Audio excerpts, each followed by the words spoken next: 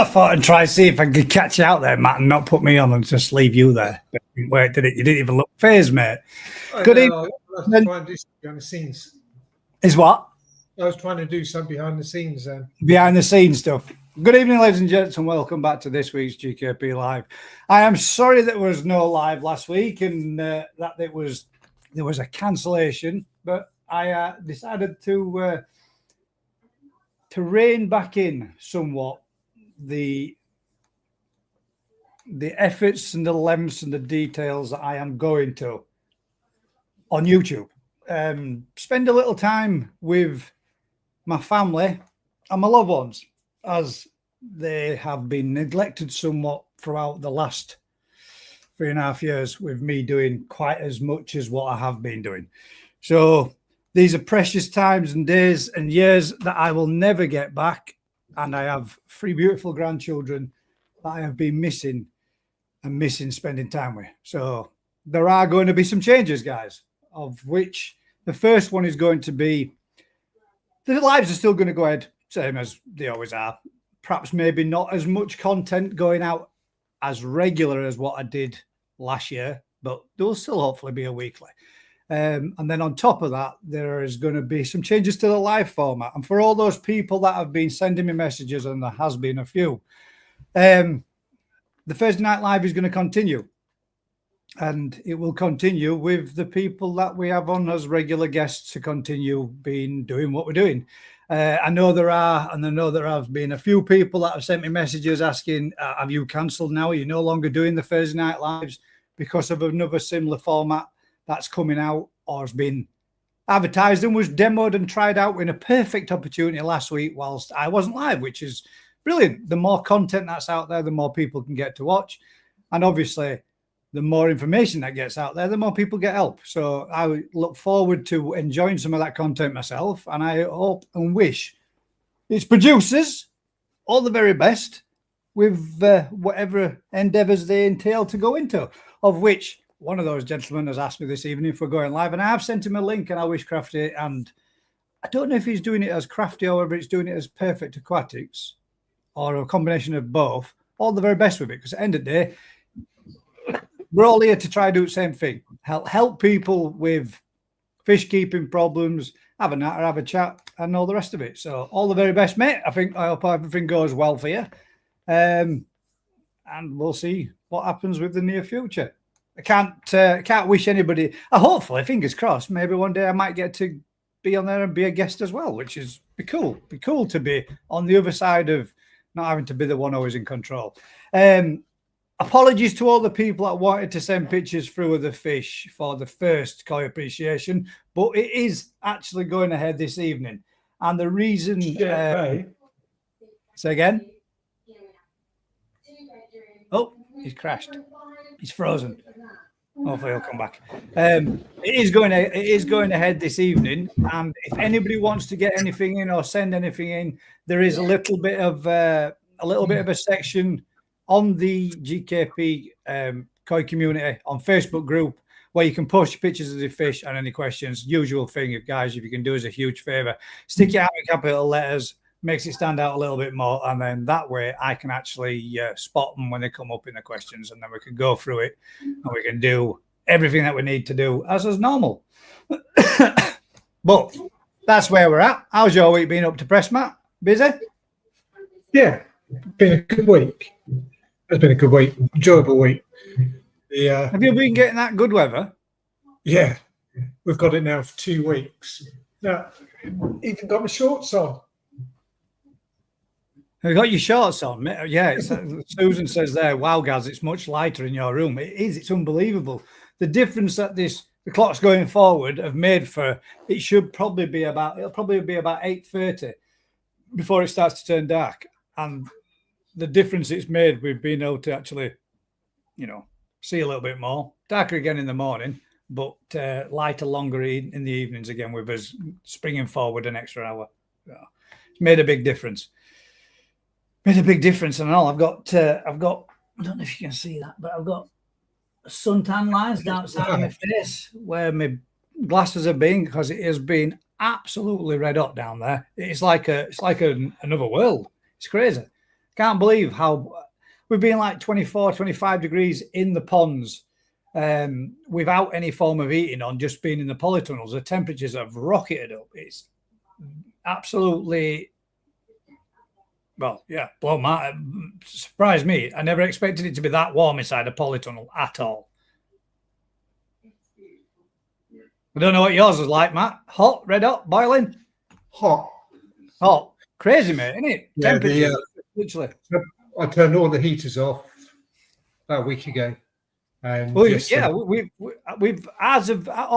we've done is lowered them down in case the night temperatures drop them, in case, so they don't drop too cold, just in case. Yeah.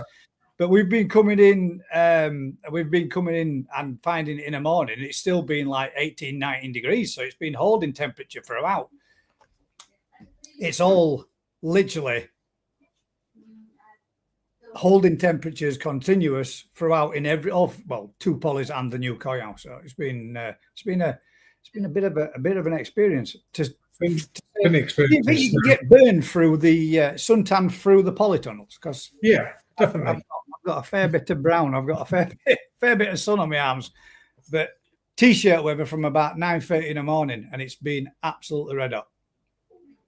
I think that's the problem, is when you got your fish in quarantine and you've got to take them out of quarantine to sell them with the temperatures, because all of mine in the polytunnels or waiting to come out into the sheds. The sheds are still running at 11 degrees, by 11.5 today. And the polytunnels are at 20. Yeah, mad, isn't it? Absolutely crazy, mate. Rick must have seen that. I know Rick was saying a couple of weeks back that he was already up to 24 degrees, and I thought that was just like a bit of a freak, but it's literally been every day this week. It's boiling, absolutely boiling, and you're thinking, God damn, man, this is only spring. I hope that this isn't something where we say, you know, like last year. I hope this is signs of a good summer and a good spring and a good summer to come, because last year we had the spring season, didn't we, where we had a fair few good weeks, and then come the summer months, we just had nothing but continuous rain. I just hope to God we don't get that this year. Yeah, fingers crossed it's not though. Is that hang about, I messed up a couple of questions there. Gaz looks like he's just come out of a sunbed shop. I'd feel like, honest to God, mate, I feel like it. I've been coming home. I mean, this is I'll show you. Let's see if I can slide down the watch. I can't believe how much of a difference it takes. But look, you can see where my watch has been on my arm, of how much difference it's been heat wise down there. It's crackers. It's compared to up here, coming up back up here, and on a night, it's absolutely freezing. It's been dropping down to like 2 degrees, but getting down there, and their temperatures down there, it's been 16, 17, 18 degrees all day. Literally been walking around in just a t-shirt. Mark's Japanese Garden says, hi guys, how are you enjoying the job, mate? Absolutely loving it. I'll be honest with you, it's a lot more. There's a lot more involved than what I expected. Obviously you've got your basics to do, haven't you? Which is always your fish maintenance. You've always got filter cleaning to be doing. You've also got your parameters and water parameters to be checking. But the amount of stuff that the guys are selling and shipping and moving, and stuff that are getting put into different tanks for them to go into sales tanks, and then into the knee size sale tanks. Then you getting there first thing in the morning, and then messages coming through of what's been going out on that day. And today 15 boxes have gone out. A couple of days ago 21 boxes went out. It's so when you've got, sounds somewhat a note, but when you've got 21 boxes to do, you've got 21 flat pack boxes to tape up. Then you've got 21 box liners to put in. Then you've got 42 bags to bag up, to double up, to put them in. You got to get all your water prepped and ready for those fish to go into. So getting bagged up water ready, or prepped water ready for fish to be shipped in. But then you've got to get it to the same temperatures that they're in the vats that they're coming out of. So floating bags for an hour or two beforehand to bring them to the same temperature, allowing an empty bag to acclimate to that temperature. So those fish can come out, go in, and then gradually come down into temperature as they get shipped and moved out. And then once you've shifted them all out, then you've got to put them somewhere out of red hot sunlight, because it's boiling. So you're moving them from one area to a shaded area. And then couriers are coming, whizzing them up on trolley and moving them up to get ready for courier to come. Courier comes, give him a hand, chuck him on vehicle. Before you know it, that's 3/4 a day, and it's just literally gone. And then you've got photos to do, videos to do, fish to catch up, net up and ready again, so that they can be held off food for a couple of days, ready for them to be going out in the next one, and next one, and next one. So yeah, there's a lot more than what I expected, but I really am enjoying it, especially doing bits and bats like where I can get to go through and select a couple of fish, take a video out of it, send it through, let a customer have a look at them. And then, that's a fish that I've picked and selected for a customer to have a look at. And he likes that fish and then purchased it, which is, that's a good bit. I like that. Going through a fish, get a category of what they want. You put a few of them in as a form of selection, which would be the ones that I like within that type of category. And then watching the client pick one from them and think, sweet, they like the one that I like too. And having, put your own little favorite and think, wonder if you like that one more than that one. It's good. I really am enjoying it. And on top of that, we've got all the rest of the work that we've been doing. And if everybody's been watching any of the channel, you'll see some stuff that the lads have been putting up. If you're a part of the exclusively Koi WhatsApp group, you'll see the changes that we've been making, and the changes that we've been doing down there have been shifting 5 ton of gravel. We've been doing concreting ready for the new ponds to go in, which are going to be fish that are ready to go and all in a vat. Those can then be pumped out. You know, the fish can be netted up.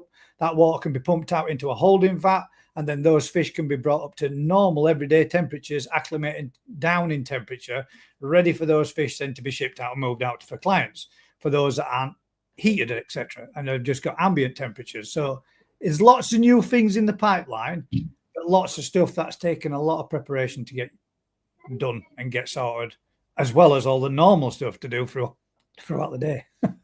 On top of that, doing a few jobs for Ryan's dad, Andy, while he's away. I've been going through and sorting them all out and feeding his tropical fish for him, feeding his fancy goldfish for him, and sorting his chickens out. So I've been literally running up my own backside this last week and a half, 2 weeks. So yeah, it's good. The days are literally just flying by. And that was one thing I was really fed up with in my last job. Clock watching and thinking, oh God, still 6 hours to go, still 5 hours to go, still 4 hours to go. But now it's literally, shit, we've only got half an hour to go. We've still got this to do. It's totally opposite. There's not enough time in the day. So loving it. And even a nice drive down there, steady away and steady away back. It's a bit of traveling involved, but compared to what I was doing, it's a lot less, but a lot less stressful. Coming this way and going down the M62 and down the A1, as opposed to traveling far side of Manchester and on the M6, it's like heaven, man. Complete. I mean, I've been stuck in traffic maybe once or twice, but going the other way when I was working there from the other company, I was literally every day at week stuck in an accident, crash, somebody had been seriously hurt. But the way I look at it is, I'm not the one that's in that accident, so I'm the fortunate one. So there's a couple of ways of looking at it. When you sat sticking in a queue of traffic thinking I can't get nowhere and a bit frustrated by it all, at least we're the ones going home. Some people aren't fortunate enough, but yeah. Work-wise, fantastic. Brilliant, loving it. Can't wait to get more involved. Can't wait to get more and more stuff done. Can't wait for us to get as offices have been sprayed out yesterday. As kitchen's all been sprayed out, the kitchen turned up this evening and was dropped off, ready to get assembled and put in and fitted. We just need to get the ceilings painted in both the kitchen and the office, and then Sparky's in to come and put lighting in and stuff like that. And then we're setting up the office then and getting everything in, internet and all the job lot. And we're laughing. We're off. It's done. The big projects that needed to be done to assist both Ryan and Kev to do what they need to be doing easier is all done and sorted. Plus a few other jobs on top of that to do too. Photo booth and everything. It's good. It really is good. Really, I'm loving it. Enjoying it. Anyway, that's enough about me. Have we got any topics, Matt? You want to have a natter about? Have you anything that you've got planned? Are you on with? I don't know if you're still here, or whether you're frozen, or whether you literally are the champion at sleeping lions because you haven't moved. Am I moving? Can you hear me? I can hear you, but your camera's not moving. Let's bring you back on. See if Is that better? There you go. I'm going to say you literally like that for absolutely ages then. One thing I was trying to do was I went down to one of our ponds we built a year and a half ago, and I know the benefits of having a aerated bottom drain, apart from the oxygen going into the water, but the difference it makes for the debris that's sat on the bottom of the pond. So the customer, he turned off the air for me, and you could see the bit settling around, and I'm talking probably a good 12 inches, 24 inches away from the bottom drain, and it was just sitting there. So it does do what they say then. I mean, I've never had one, Matt, so I don't know for definite, but it does do what they say it's do. It's supposed to create like a vortex and draw everything in as it pulls up to the surface. that rolls it and back. So you're getting that roll. Same with a fire in it. When a fire's burning, it comes up, it hits a crown, and at that point, then it rolls back in and it gets superheated again and comes back up, and it burns off all the smoke even more. So it's the same effect. When it hits the surface, it rolls back down, pulls all that muck in, and draws it into the drain. Yeah, you could see it. So there's plenty of it. I texted him afterwards and got him to turn off 24 hours. Yeah, like a mushroom cloud effect. Yeah. He did send me a video of it, but it's really difficult because it's time lapse to be able to concentrate on the particles and not the fish that are going back and forth across the screen. But what is it that makes it? Because there's quite a few of them do like a little whirlpool in the middle of them, don't they? What is it that causes that? It's some sort of vortex. His does exactly the same. It's a 6 feet deep pond, and it will be just fine bubbles coming up to the top. But every so often, you see this vortex, like what do you call it? Like a whirlpool, just whizzes up. Yeah, like a tornado. And it does this, and it gets bigger and bigger and bigger, and it's pulling all the air bubbles, the smaller ones, into it. And then all of a sudden, it just goes, doesn't it? Yeah, it's disappeared. But when you watch the particles and you turn off 24 hours, honestly, within 5 minutes, all these particles are all around the pond. You could see them almost, well, they were, not almost, they were being picked up, put into this vortex, moved around the outside of it, and then being sucked into the bottom drain, because it was like, it wasn't doing the vortex out here, it was creating a tight vortex at the bottom. So what it was doing was pulling in those particles to the bottom of the vortex.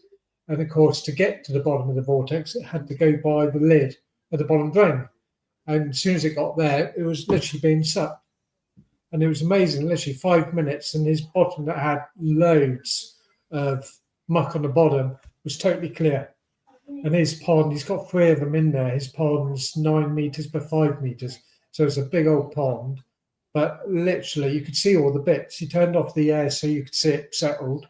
And it was everywhere. And within 5 minutes, it was all gone. Mad, isn't it?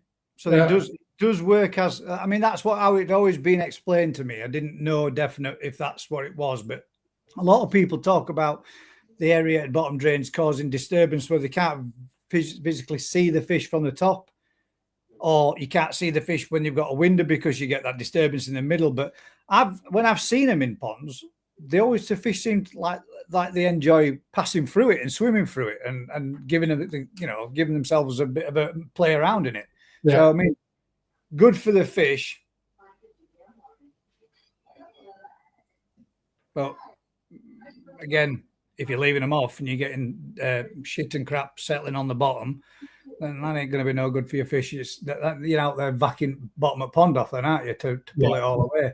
I mean, there is the other one of, like Lee Hadfield was saying, across where they've got all the water coming in from one end and having the drains at the upper and blowing everything towards it, with the returns underwater, moving all the rubbish and your crap across the bottom of your pond. So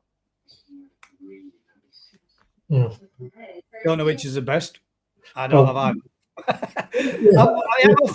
That's when we spoke about it before. I was wondering about perhaps maybe adapting the retro bottom drain that I've got and putting a ring on the top of it.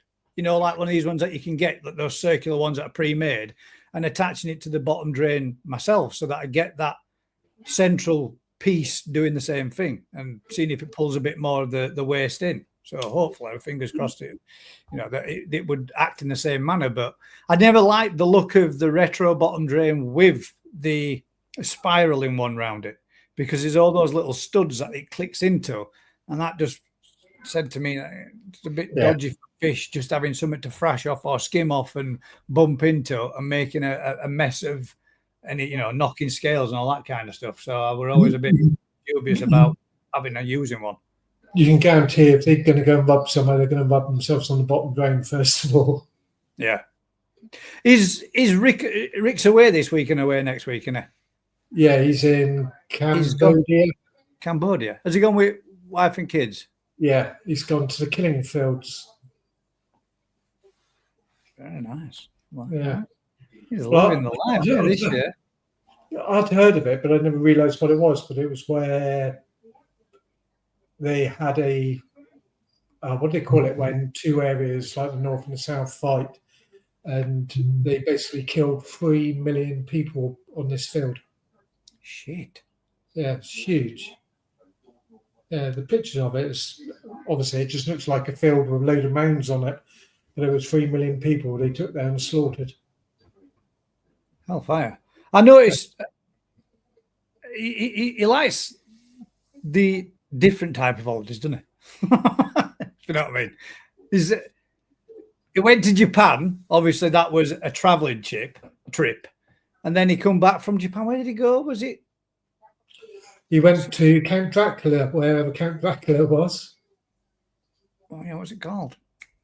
Come on, guys. What's it called? Where's Count Dracula from? Pennsylvania. That's it. Where's Pennsylvania?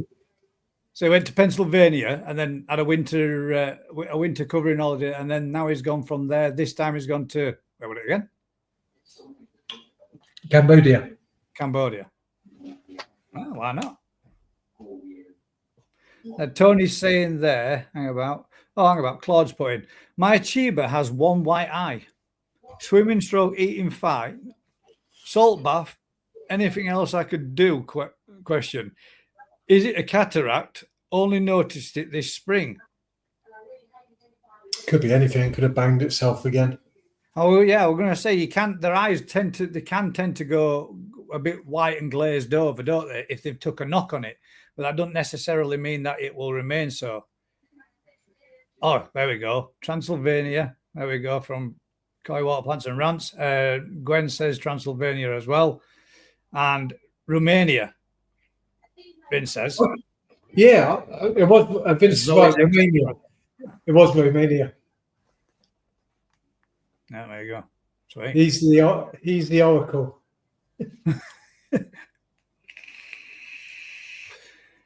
Well, what we're going to need, and I'm open to suggestions from anybody or all of anybody of the public that's watching, is a category for next week, because this week we've gone with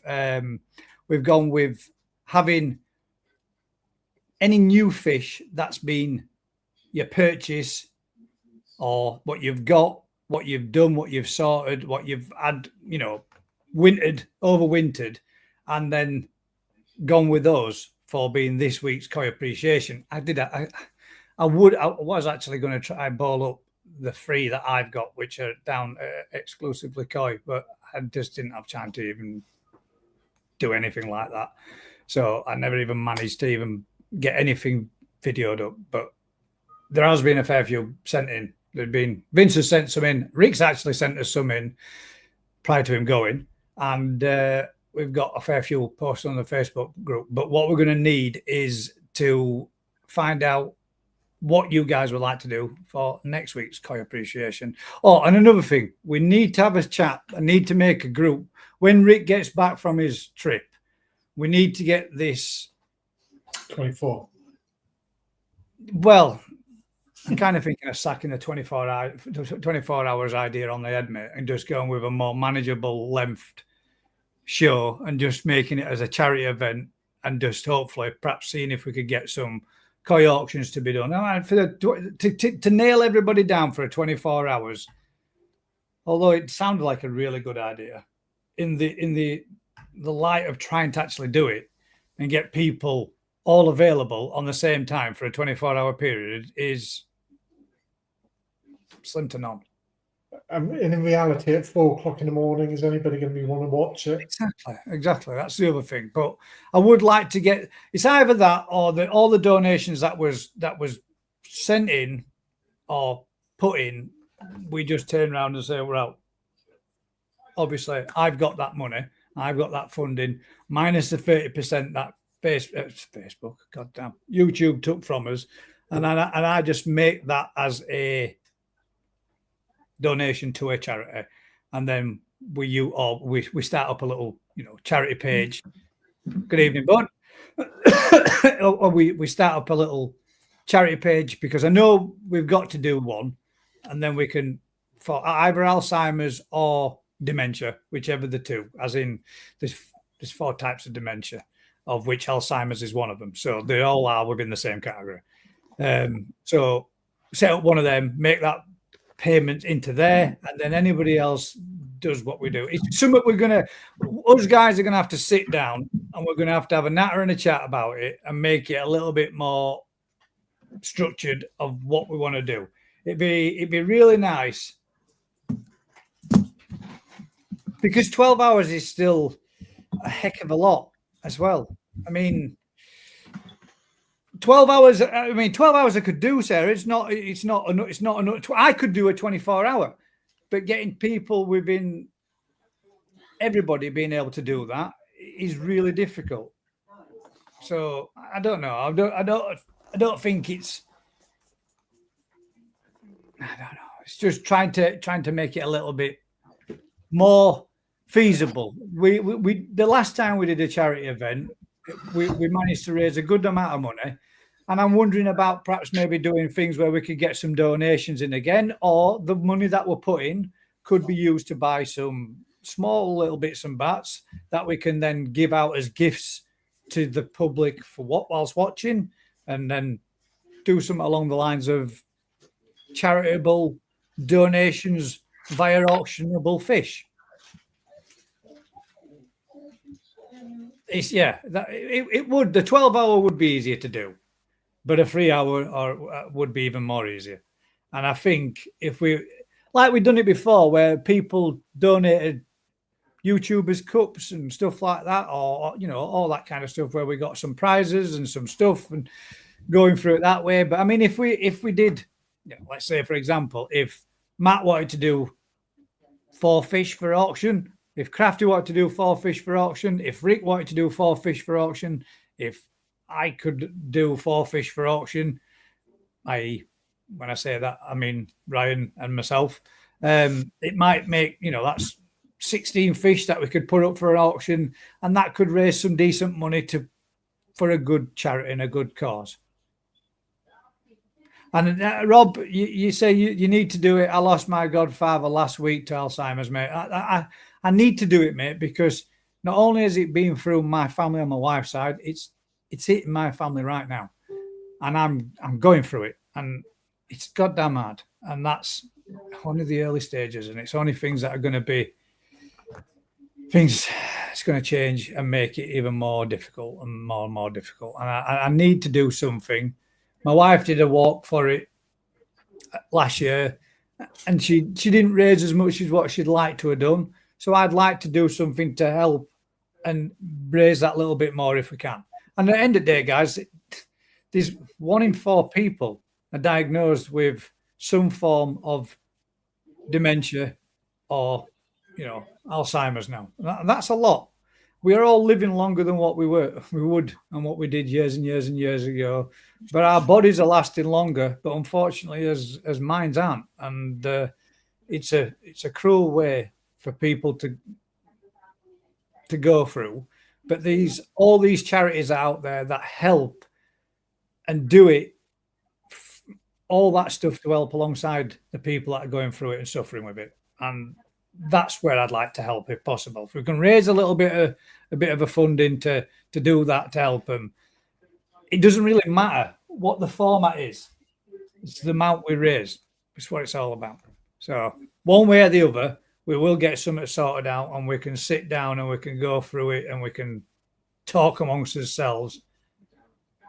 Yeah, compromise, do a 6-hour, 6 p.m. till midnight. That's a more feasible. And that way then we could have everybody been doing it from the homes after. You've got to remember that some of us have got to get back up for following day for work, and can they be there 24 hours? Like for Rick, for example, if he's got to go around farm and he's been up all night, it's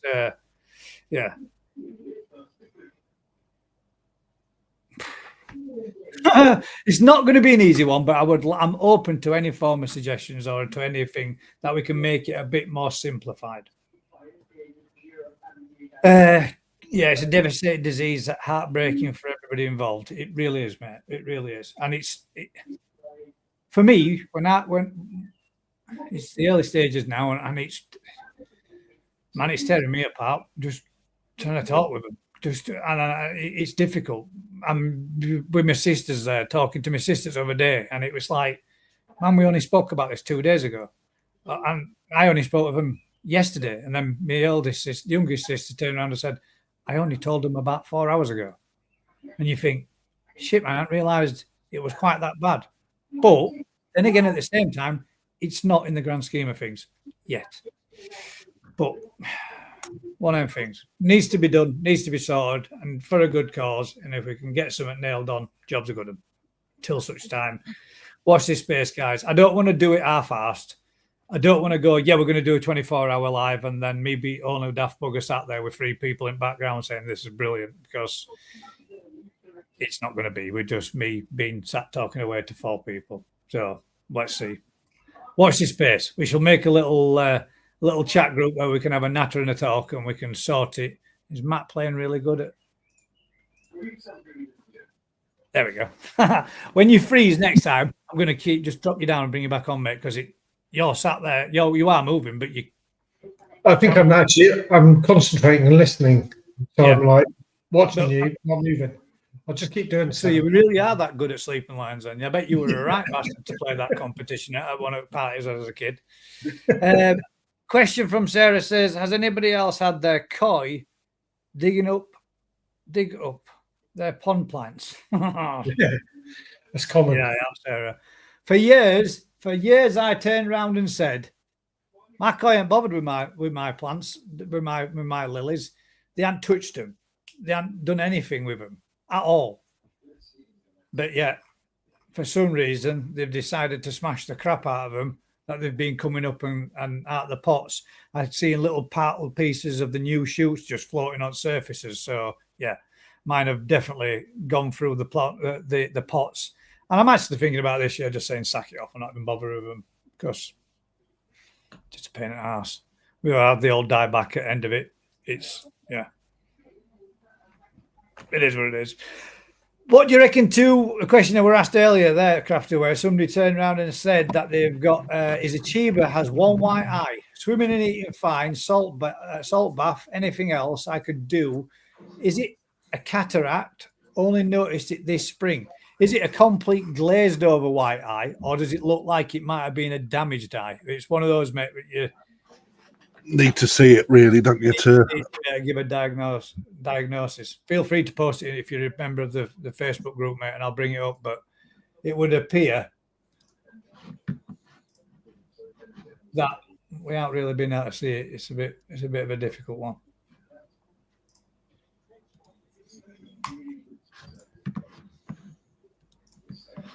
But we have got a fair few. That's good. A fair few to have a look at.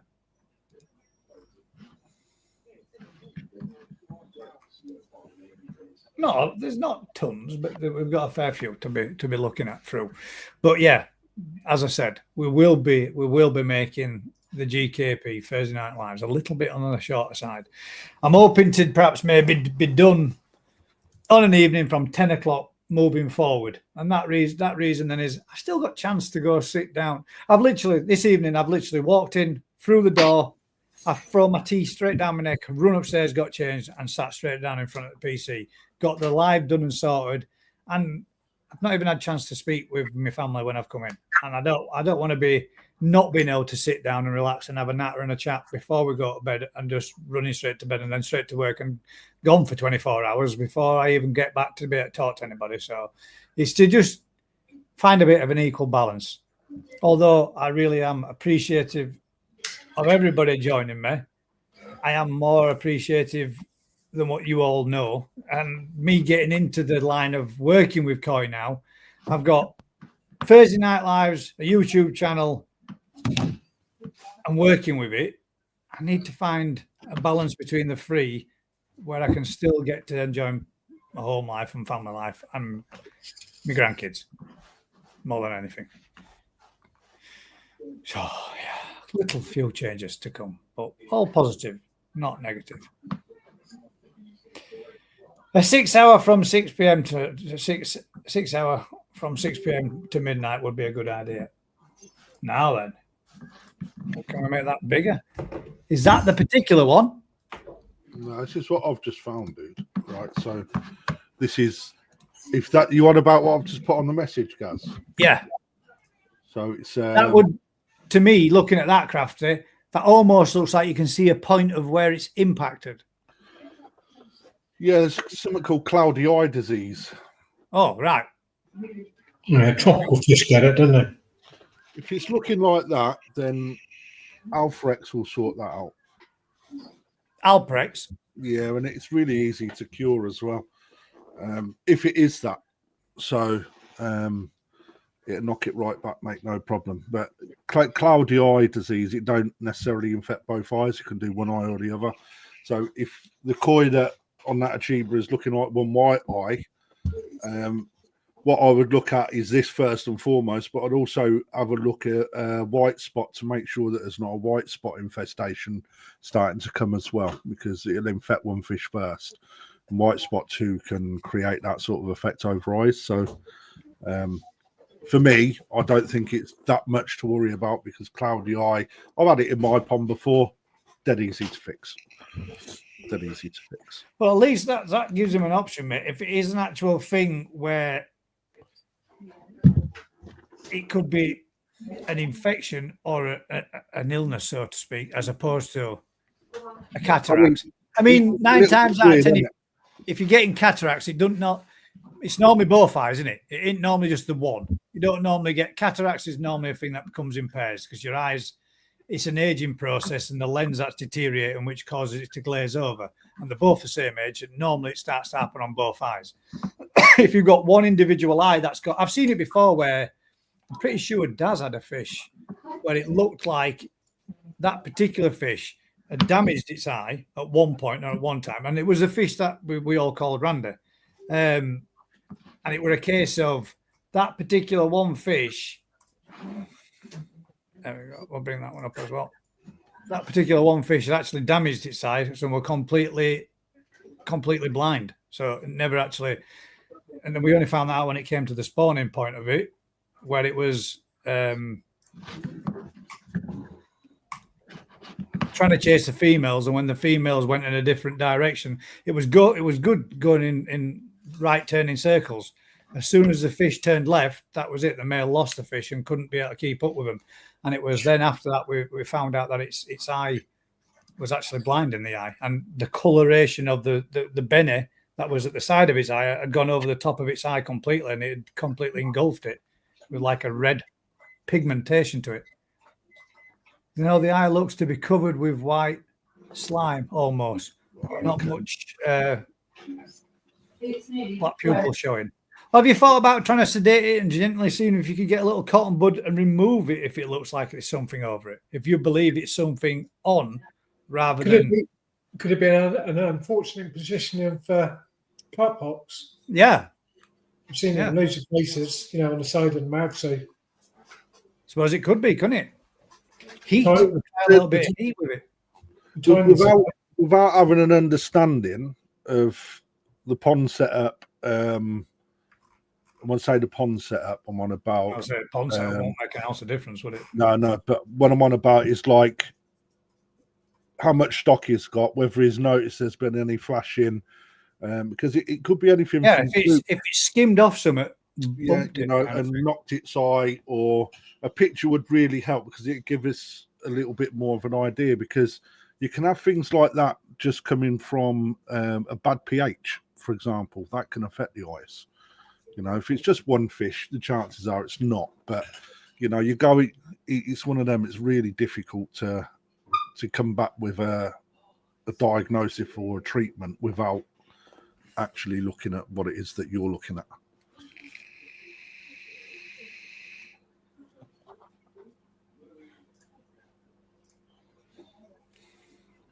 There we go. Well, fingers crossed. Hopefully, mate. The autistic koi keeper said I had a bacterial issue that caused one fish to get one eye looking like that. Used myoxin. Yeah, that took it away. Fish is fine now. Guys, do you want to bring that picture up that I sent you the other day with the pouncet shower? You're gonna have to. You're gonna have to post it again. Sorry. Send it me again. I'll send you the 3. Okay. No. Sorry, mate.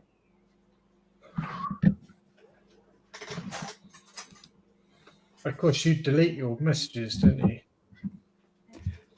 I just clear them all out because there's tons and tons and tons of them every week from all people's fish and questions and everything else. So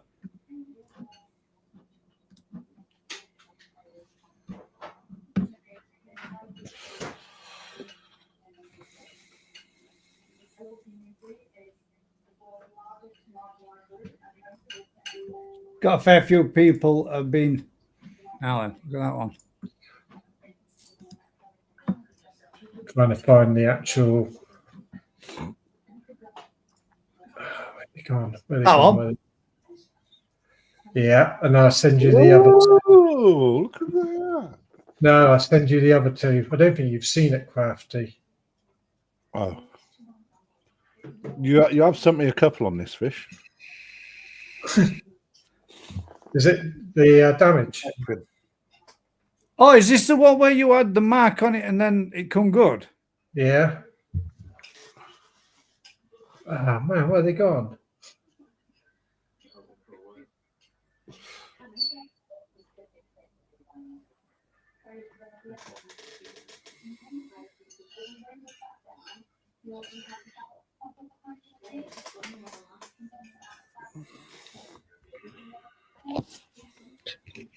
They're on the way to you. So 4 days after going into quarantine. No, wrong one.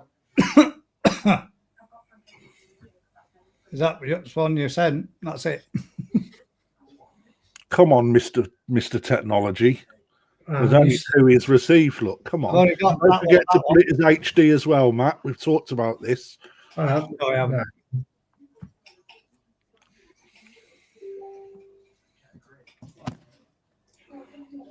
4 Ah, there we days. go. 4 days after receiving her. To say my stomach turned was an understatement. Do you think that we spoke about this and put in like? Do you think that that caught itself somehow? Yeah, Jumped and knocked because that's I had 2 bags of Zalite in there because obviously they were the ammonia levels and nitrite levels, and I reckon that she was just unfortunate enough to have rubbed herself up against it and then spotted it, but only because she was sat on the bottom of the pond. She wouldn't move off. She didn't want to come up for food. She was just sat there. All the others are happy as Larry. Netted her up, flipped her over, and yeah, you can imagine how I felt when I saw that. Panic, shock, everything. So then we whacked the salt up to 0.6 and twice a day put propolis on it. And 3 days later, but just not even looking at that though. It didn't even break the surface at scale, did it? yeah, it's mad. Because that looks like it knocked itself to me. Yeah, I reckon it grazed itself. It's almost like when you're actually playing it and you can see it, it's almost like there's lines which you would probably you can see lines running through scale there. It was amazing because she went on Tuesday, and of course I checked her over totally before she went, and there was not a single blemish on her whatsoever. And that was propolis was going on it. Just propolis, isn't it? The propolis. In propolis, a sealer though. Yeah, well, it's an antibacterial healing. Oh, so is that the brownie stuff that you put on before the sealing? Yeah, it comes from bees. Bees make it. That's sweet. Well, it worked, didn't it? It worked. Cured that one. But every time I went in there to net her up to do it again, I was like, please don't be any worse. Don't be any worse. And no, she came back good.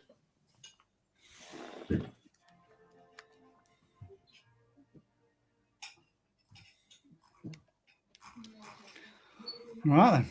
No topics. I don't actually know if there was. Hang on 1 second. Let me just.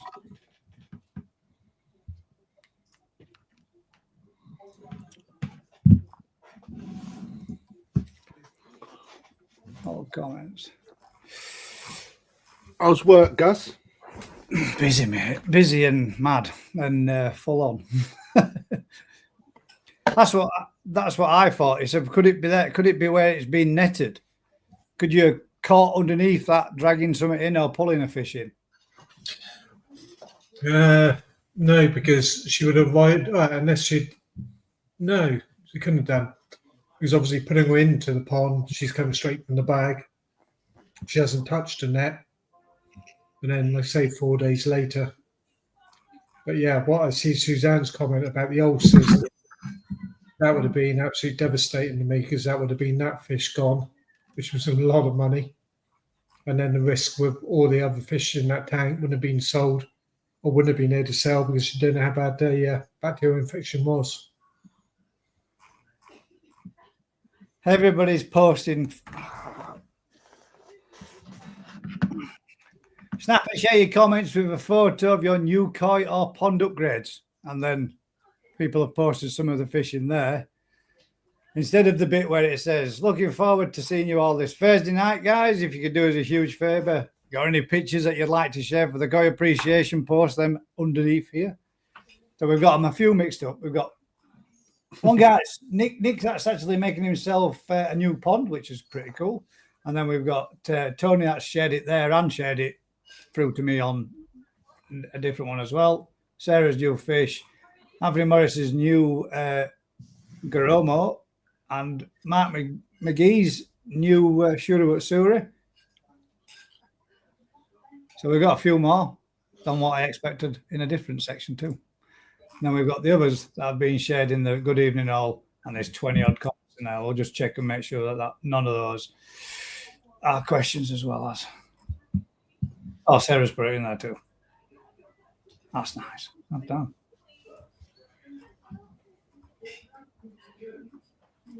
Yeah, it's quite a few in there. Any topics? In fact, do you want to do a little promotion for your new up and coming venture that you're going to start doing? Who, me? No, not me. Be doing I was half listening, mate. To be fair, someone's just sent me a message with a fish on it. No, not really, mate. It's like I'm doing a small little live, like it's an hour section that's going to be a small platform just to focus on koi appreciation for half an hour, a koi SOS that just catalogues problems that people have got.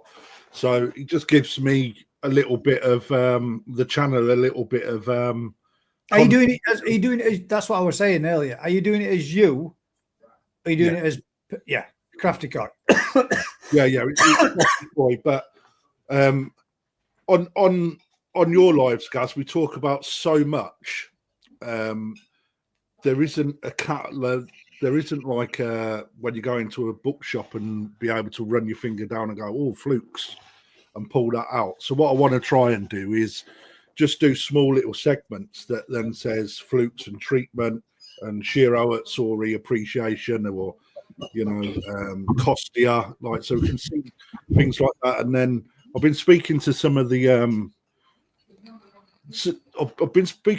manufacturers. I've been trying to get them on here, but it looks like they're not overly keen to come on for a long show sort of thing. So I want to give them a little platform for some of the stuff that they do, because to be perfectly honest, the stuff that I see that's in the pipeline, like on slideshows and little promotional videos they do where it's like an animation of a pump working that then splits it in half and shows you the internal gubbins and then how it would all work if you could see through it 3D wise. For me, what I was like, well, how can we do that? Because actually I don't think that they help themselves when it comes to the marketing part of it. And quite a lot of what goes on is a word of mouth thing, which is quite on, let's face it, most things are when we're buying hardware. But being able to get somebody in a hot seat, so to speak, from a manufacturer and then giving a platform just for a 15-minute Q&A session after they've promoted, like, for example, I'll give you a really good example, the Tempest. Then another temp UV in it, right? EA. Okay. Well, actually, there was absolutely zero marketing behind that. And a lot of people didn't understand what it was actually for. The newer version with a UV in it, it was a standalone filter. Standalone filter for smaller ponds, wasn't it? Yeah, exactly right. And everything like that is, for me, it will help sales in the shop, but also it gives people the ability, if they're searching something up, they've actually got something from the horse's mouth on it as well, because it don't happen. But at the same time, what we can then do is, like, speaking to other people that are looking to help out to do certain things, just having a half an hour session on koi appreciation and then doing a start through to finish for half an hour on the development of kahaku, or what they look like as they grow and what bits have improved and whatnot, or shiro or showa, or even looking at bloodlines and things like that. So not something where it's all about the audience bringing in questions for a panel to answer. Is going to be a selected subject that is then devoted to questions on that. So just a slightly different spin, but on a smaller scale, Gaz, because it's not. I didn't want to steal away from what you're doing. That's and I'm part of what you do, and still will be. 100%. I think it's a good thing, mate. I said at the beginning. At the end of the day, it's more content and more stuff out there which will help the public, and that's got to be a good thing. At the end of the day, I've done and would do what we do to help.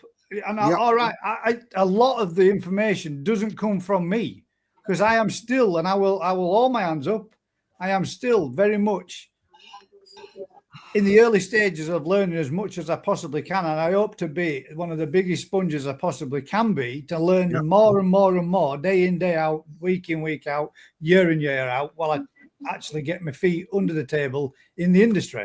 And I'm not going to turn around and say, like, in 18 months' time that I'll be an expert, because we're not. To be an expert, you've got to have years and years and years and years and years and years behind you. So much info out there, man. Of course there is, man. That's what I mean. But the more that we can put out there in the right manner, the better. And that's only a positive. When we look at Koi Talk Live, when that was a thing, all right, it was just episode 1, episode 2, episode 3, etc., for about 7 or 8 episodes. What you do on a Thursday evening, all right, is just, is GKP Live. There's nothing pinned to it. And like Ricky Stoddart's question and answer exactly time. Same principle, same thing. Exactly nothing stapled to it about a specific topic. Yeah. And you're quite right in what you're saying, mate. It's like YouTube takes up a huge amount of people's time. It does, man. It takes a lot about mine. The secondary thing for that is that, for me, it's not about selling fish, it's about the topic.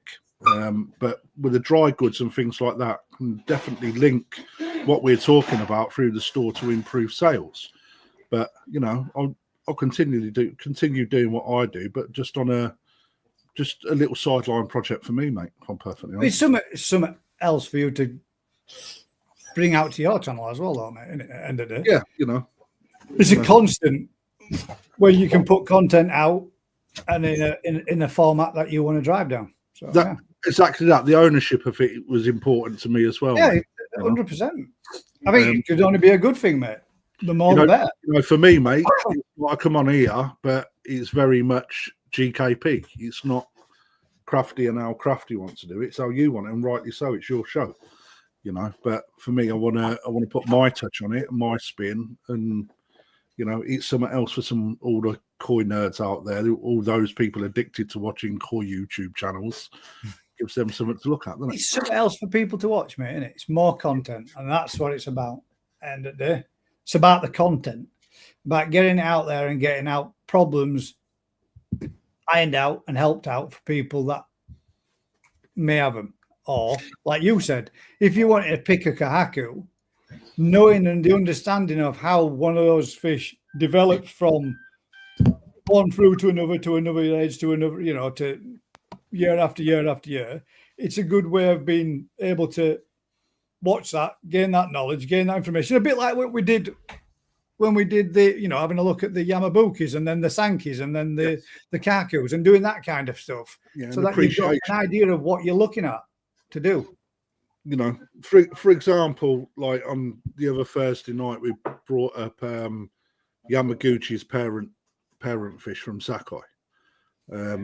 You know, just looking at that, but having the ability to look at the backstory in that and have a look at the development of it over time, you know, just so and one reason I say it is because if we look at look at auctions, Gus, right? You put a shower in an auction, right? They don't tend to grab much attention, right? Because they're an unfinished fish with a lot of future that's unpredictable quite a lot of the time.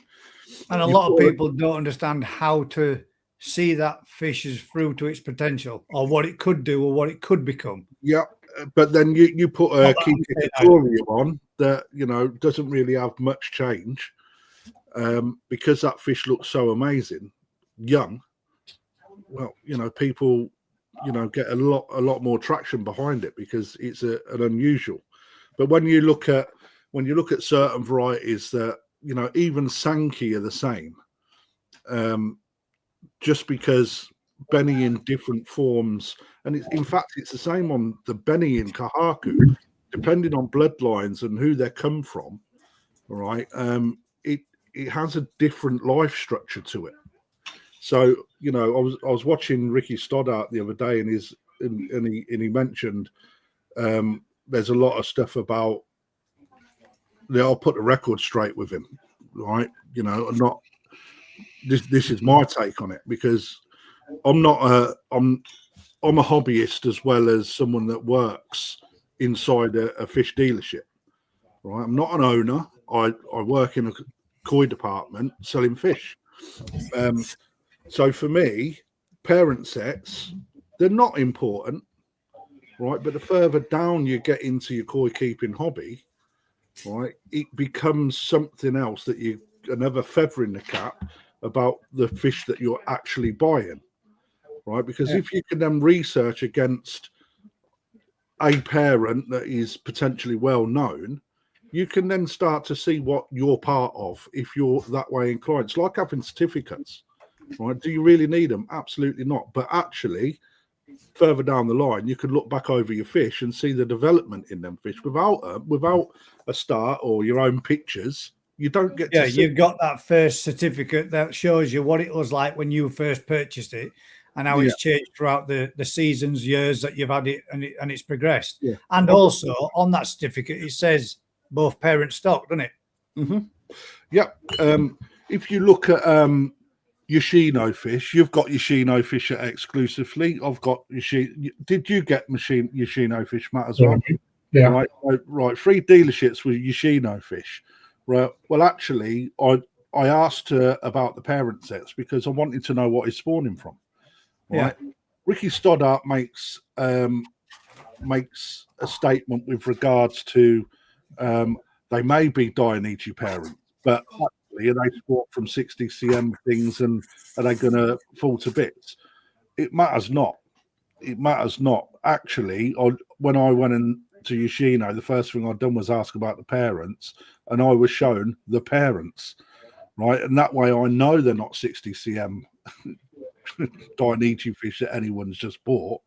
It's a fucking monster, right? And let's face it, any dealer in Japan that is breeding is going to have potential for Sakai or Dainichi sort of bloodline or a Momotaro bloodline, because they're the ones of the new sort of shape of koi, like in the genetics, right? Similar to what Yamaguchi had is when he showed you, you got to see all his parent stock there as well. Yeah. See the size of those fish and what you were using as his stock. That was pretty damn good, mate. I enjoyed seeing all that too. Absolutely. You know, for me, even the parent sets for the tiny little Shiro that I bought from, oh my God, his name's just dropped out here. How embarrassing. Cal, oh, you're there. Is that your? Yeah, you're right. Okay. That's right. Mrs. is diabetic, so Yeah, the alarm then.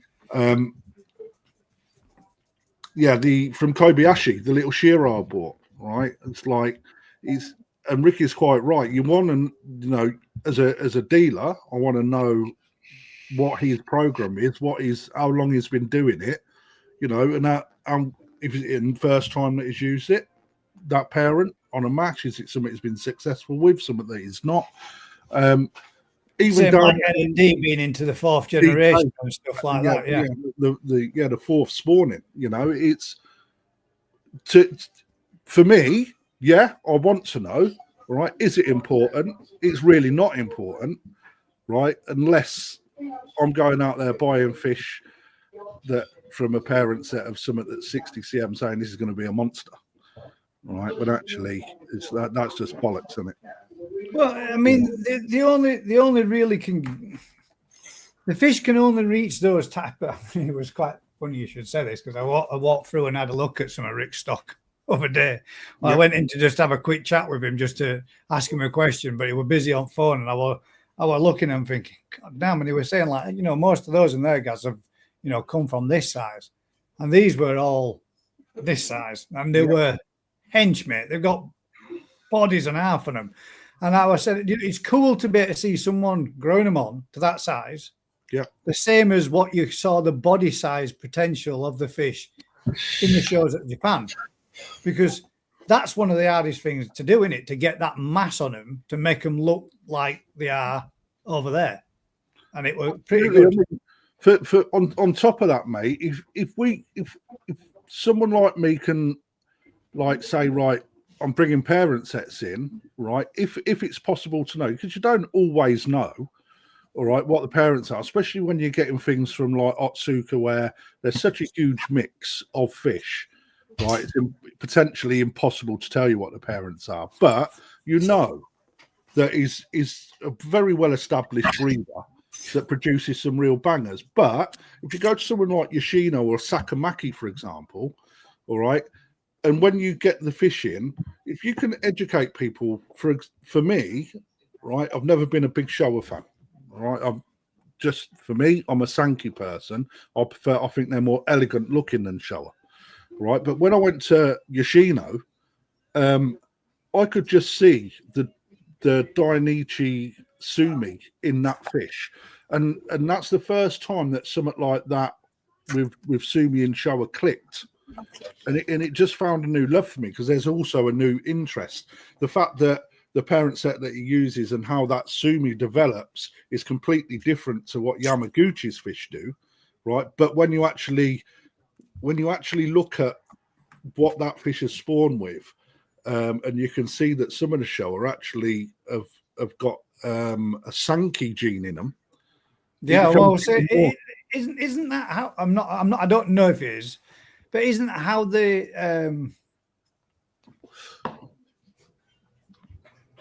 I'm trying to think of the type of shower. The is it Kindai? The Kindai shower. Kindai shower, yeah. So mainly haven't they used a Sankey line into them to get them? But you'll probably find there's years of breeding that into a fish, not just through one spawning. Yeah, you know, it's, you know, generally you'll see that they get nicer. Like the breeders will get to a certain point, but then they see that their fish don't grow to the size that they want, so they'll start to bring in a single coloured big fish to try and get the gene of growth in, like to try and maximize the volume on that fish. You know, but it would be generations down the line to get to the finished article. you know, and I've touched on it before. They've even gone scientific, you know, to have a look at the DNA of a fish to see if they compare them together to get the right genetics, you know. So it's just something for me. I think this is the book that was shown yesterday, right? Where it actually shows everything about the development and spawning of fish, for example. See, I'm not prepped for it, but No, but that was what was shown, and that's basically the generations going back on how they've worked it. But then what makes this book more interesting is on the next page, for a few pages in there, it goes into the amount of crossbreeding they've done to achieve certain lineages. yeah. So, you know, And that's just for a couple of lineage. yeah, but you know, that book's out of date now. Every year it goes out of date further and further because there's more work being done further down the line. So if we don't talk about things like this, then it'll never be an interest. You know, and you don't need to be an expert, but what is really nice is to have an understanding on how, you know, the way that I learn what I learned, Gaz, is in small bite-sized chunks. You know, going into a Sagi, going into Sankey, then Kahaku, and then single color, you know, then Akamatsuba, and, you know, into Shiro, and started to pick up as much as I could just on, rather than trying to focus on everything. I don't think you can do it in that process. You've got to break it down, haven't you?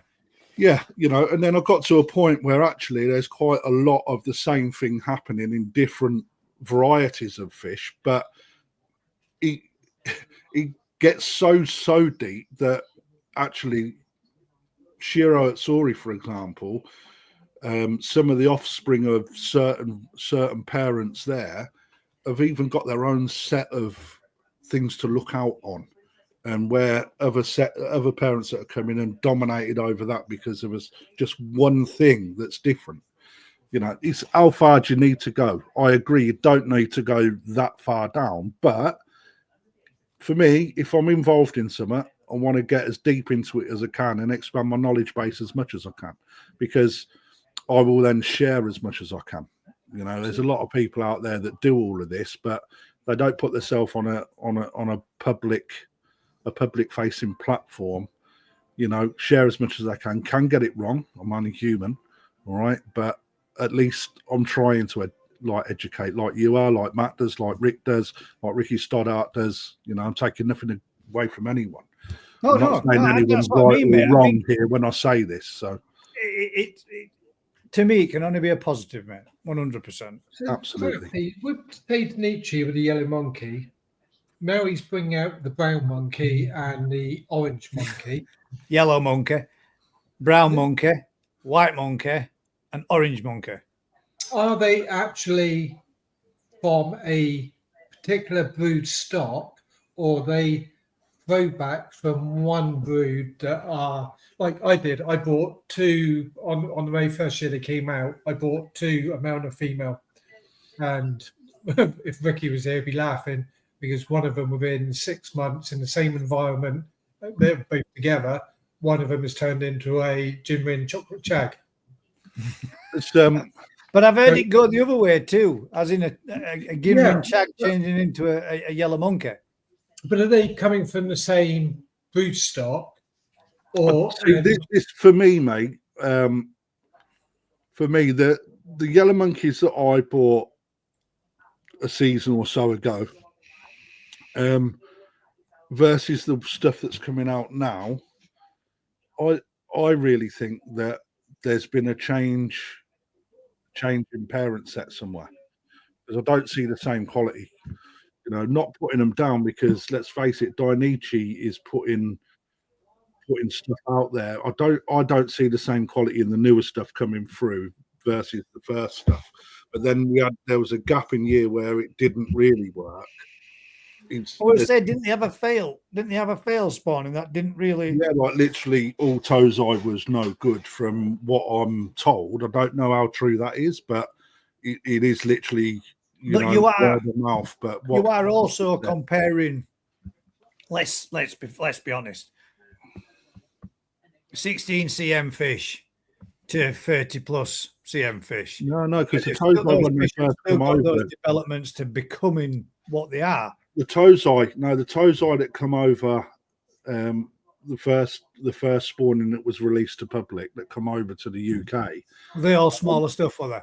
Yeah, no, they started like this, but like they've done this year, there's small stuff, and then there's next like Yeah. different. So sizes. let's say Tosai and Jumbo Tosai. Yeah, and jumbo. So same thing is coming through. Let's be perfectly honest about it. A yellow monkey is a Gimrin Karashigoi. Yeah, it is. I mean, that's the thing. Yeah. I mean, everybody. Product Let's name. face it. Rick from New Forest Koi, and we'll get to see one this evening too. A cheeky monkey. A cheeky monkey Yeah. has produced the cheeky monkeys, which it don't really matter how. I mean, all right, it matters who did the breeding, 100%, because that is Dainichi's line. It's Dainichi that's produced them, and they're never going to be the same as, for example, New Forest Kois. But primarily, they are Ginrin Karashigoi, regardless. It's the same with the Black Zeus, which are a Matsukawa Baki. It's no different. It's just a different name, just a different wrapper. It's a product name. Yeah. All right. So to And go they're back giving to it their what own Matt's branding, aren't they, saying, for a sales brown pitch? monkey, yellow monkey, white monkey, right? It's a fat thing, right? Well, so if we say a brown monkey is a chocolate Ginring Chag, It's just a chag. and we turn around and say a red monkey is a Ginrin Benigoi, Yeah. and we say a white monkey is a Ginrin Shuramuji. Yeah. The only reason the only reason it's a monkey is it's the Nietzsche. Yeah. And that's Which it. you would hope then when you buy from Dainichi that you would get the body size, the mass, and everything else that's gone into that spawning parent set to produce those bigger bodied, chunkier fish that What would be interesting is to get English and Jap. So Ricky sent over the cheeky monkey, put that with Dainichi's, somebody else's, and do one of your polls and let everybody decide which one is the Dainichi one, because I bet they won't get it right. See if there's a difference. I'll tell you something, Matt. That's something that I done last year, right? And nobody got it wrong. Wrong. Nobody got it wrong. Not one. Well, they could get them all right. Right, I had a Ginrin Karashi of the same size as the yellow monkey Ginrin Karashi that I had and I which one isn't, and it was very, very, for God's sake, it was very, very easy to see. It just the skin palette. The biggest thing is the bone structure, and that's one thing that for me made Dainichi's Ginrin Karashigoi stand out above everybody else's. They just did not naturally have the mass, like the shoulder build up. And Ginrin Karashi gets big, full stop. They get like they're known, or Karashi gets big. It's known. It's within that variety to become big fish. But what you don't see is that part of the fish. This part really, really develops out, and you can see the bone structure in the young fish is so prominent that actually when you put two fish of the same size together, right, the difference in quality and structure are worlds apart. It would be interesting to see how that fares up on the smaller stuff. Well, that's what I think. If you've got a very high quality Dainichi yellow monkey, comparing it to something else, just the norm, then yeah, it would stand out. But if you're buying a batch of 100 Tosai and you take one other one from another breeder and put it in the mix, would they be able to pick it out? It's really hard to say. But if you was to leave it a year, that's where things differ, because the growth rate and the mass in that fish would potentially start to go to a different level. Yeah, but again, Fatty, you can have a bowl or a tank of 100 fish from a breeder, and you'll get a small fraction of them that will just go boom. I'm already seeing it down here now. That in one of the tanks, massively shooters, yeah.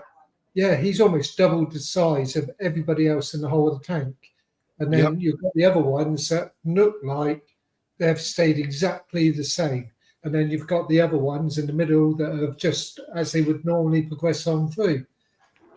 So again, you're totally right. But the genetics is something to do with that. Was one thing that Dainichi got right, from my own opinion, looking back at when he released those Ginrin Karashi product name Yellow Monkey. I'm going to put it out there like that, right? Purposely. That they don't look the same sort of structure this year. Just don't look it. You know, and that was the big standout thing for me. And when they was offered to me, I turned them down on a basis that it didn't look like the same sort of fish. You know, for the price that we pay as a dealer and you guys pay as a consumer, you know, it was. But they're not. Do you not think it's possible for them to constantly replicate the identical? It's not like they're being stamped out. We get another one, and the clones. They are going to have, each spawning's going to have some different. You know, Absolutely. let's say, for example, which, if they've run more than one male with that particular female, and they generally will. And could that one male's last year being the main sire of one spawn set, and this one now being a trait coming through from a different male, which is making them look like a totally different type of fish. But is it something that by changing a parent sets, because there was such a big failure, that a production of different coloured, single coloured fish has resulted as a byproduct of that? And what do we do? They're good fish. Well, what do? We put a product name next to that because we've had such a good demand for a yellow monkey. We're now going to start product naming brown monkey, red monkey, green monkey, white monkey, you know, spotty monkey. Dainichi have never said anything different, though. Even in their auctions, they're listed as Ginrin Karashi, and the name is the bloodline. As understood, the new ones come from Saki female Karashi. Yeah. So they're actually right. So the bloodline is the yellow, the yellow monkey. That's correct. That's what they call in the bloodline, but the actual fish is a Ginrin Karashi. That's correct. You know, but on other auctions, you will even see other breeders now naming Ginrin Karashi yellow monkeys, as well. So you know, it goes far as far on, and it is only a product name, all right. And actually, you know, that's where it's marketing genius. If I'm perfectly honest. It is, and that's the end of the day. That's what they're there to do, innit? They're doing it, using it as a marketing skill to get those fish into people's ponds, and that's top and bottom of it. That's what it's about, isn't it? Got a quick question just to divert a little bit. Just Umber is put in, or Aaron, should I say, mate? Question: I'm toying with the idea of putting a bottom drain at one end of the pond and sloping the full pond towards it, with a flow going one direction. What's your thoughts? And how Lee was intending to hopefully do his pond when he first, well, not so much when he first started it, during his process of doing it, but he'd already set his drains in, or he would have gone for that process with a slope through bottom drain at one end and everything directing it to blast it up. Are you talking about that? Yeah. Yes. So one of my tanks here, he's 5 meters long, 2.5 meters wide, with a bottom drain about that far away from the end of the pond. And I've got my pumps, so my returns at the far end, and there's 50 odd fish in there. And I looked today by chance, the whole of the bottom is clear. And if you watch the debris, It's literally doing that all the way along the pond. And that's a flat one. So what Aaron's saying there, having it sloped, is only going to improve it. But you don't necessarily, if you've got the flow of the water going in the right direction, you don't necessarily have to have a sloped pond. When you see a lot of their ponds over there that are empty, they're all sloped in some way, shape, or form, aren't they? The bottoms of their ponds, I can tell you for definite, from being in there and felt it with the angle of the slope in one of them. You couldn't even scoop a mobile phone off the bottom of it. But they definitely went to a pitched V. So in the bottoms. I'd like to see a diagram of what you mean, Tony. If you're going down the line of what I've just shared, right? One thing that you must take into account, right, is you need to take into account what environment you're providing for your koi as well. So yeah, it's good to be able to think about waste management. Absolutely, that works, right? And if you got returns at one end for fish to swim into, as soon as you take away some of that, if you put that slope in that really does push the waste down into that bottom drain, at what point do you have a slack section of water for the fish to rest in? You know, for me, you've got to think of an area where a fish will really like to have a swim into, a good current, but also at the same time, there's got to be a slack area for when they want for it to rest, just chill out. Because know, that Rob will put in there, it's putting the only downside is koi constantly swimming like being in a river. But that's the thing, though, right? And the thing that everybody forgets: koi, carp are river fish. That's where their natural environment lies, swimming against the current. They are river fish. They're not still water fish. They're from rivers. For me, I'm a big advocate for one directional flow in a pond, right? For exactly that reason. All right. Number one, where people fail the most in koi keeping is having the ability for their fish to gain mass. Yeah. To gain mass. All right. So the old Peter Waddy way, which is the centrifugal sort of swirl that happens, which is what everybody tries to achieve, don't they? So they get that swirling motion. But is that a good thing for them? Because then it's not, because fish will swim mainly against a current naturally. Okay, so what you find when you create that sort of environment is that a fish will swim against the current and they'll swim in the same direction a lot more than going with it. Right. So what happens is, if you're a show person, for example, part of judging a fish is to actually watch that fish swim towards the judge. That is how they pick up on how a fish holds itself. Generally, with that motion, a fish will naturally move in one direction. Yeah, veered to one way, which is a huge. That's because of an imbalance of its environment, and it actually builds up a muscle mass on one side more than the other. It's like a motorbike in Milton Keynes, constantly going around the roundabouts the same way. The tyre ends up, instead of staying a nice round shape, it goes flat on one side. Yeah, so you get the chicken strips on one side, other side of tyre's not getting where. I suppose it's the same result, isn't it? It's like going to the gym and only using one arm.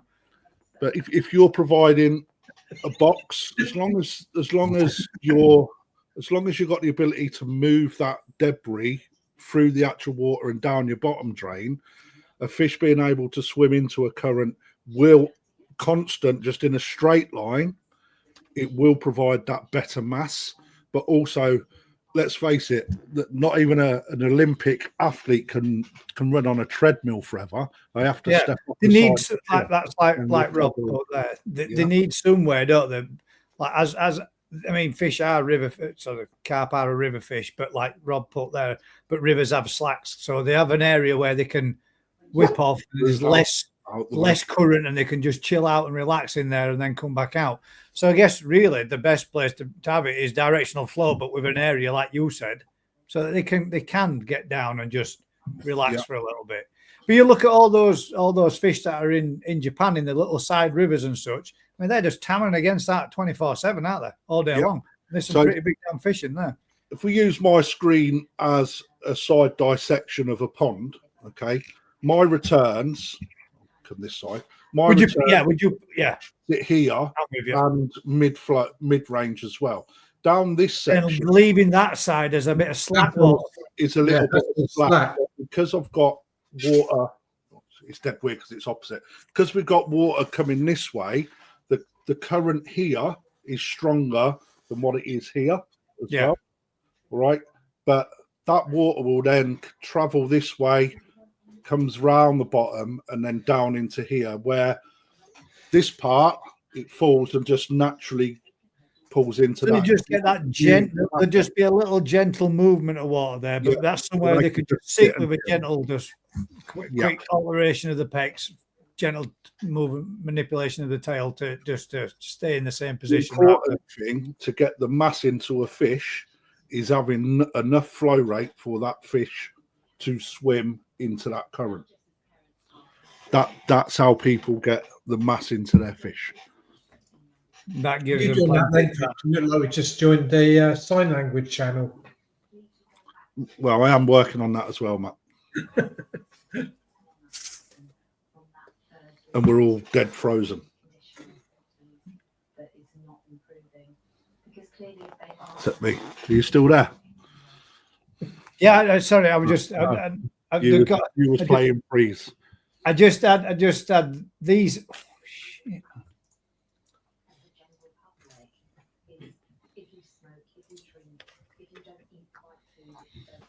Says sent with love. Going to the IJKS. Flash them up.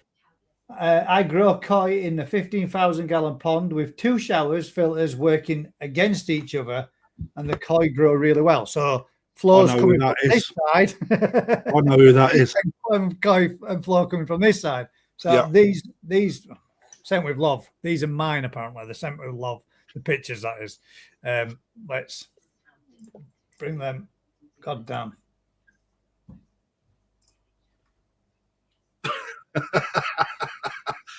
Colin Holland, man.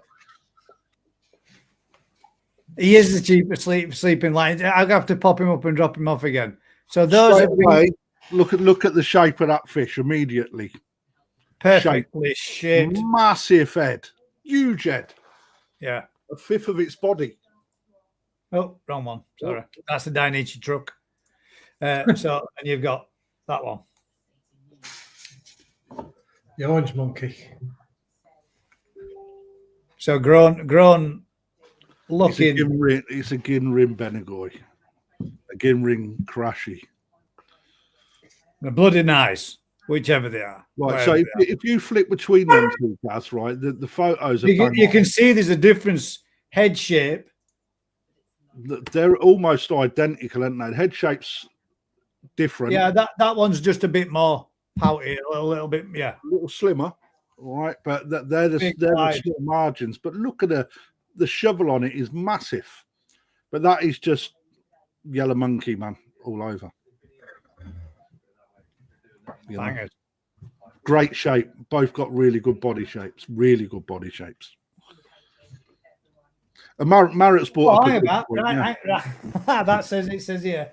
Where are they from? Its head is as big as mine. P.S. Guess the breeder. What do you reckon? Not Dainichi, mate. Not Dainichi, apparently. Go on then. Who do you reckon, Matt? Breeder of them. Two beautiful fish, though. Yeah. Yeah. Did you just wake up then and startle yourself? Did. Could be anybody. That's what I said. Because I've got one down the bottom that isn't Dainichi. And it's the quality of the ones in the pond that are. I'd go down maybe Ogata. You're going to say who? Ogata, down in Ogata. Somebody in Ogata. Mm. I'm going to say I've got no chuffing idea because I don't know half of them anyway. Now I'm going to say this right. Marushin? Marseille. Marushin. Marushin. Marushin. That's it. You know, as soon as you spell it out, you think you spaz. Marushin. Before you even get there. Okay. You know, and that's the thing. But the body shape is everything, isn't it? Yeah. You know? So that's what I mean. They're not Danichi, but you could say that they were. No, but you would, yeah. Most people probably would say that they were Danichi. Yeah. No, that's only because it was the element of the topic, all right? So your brain's naturally going to lean to that direction because we're talking about it. Right? No way, Crafty. You put that into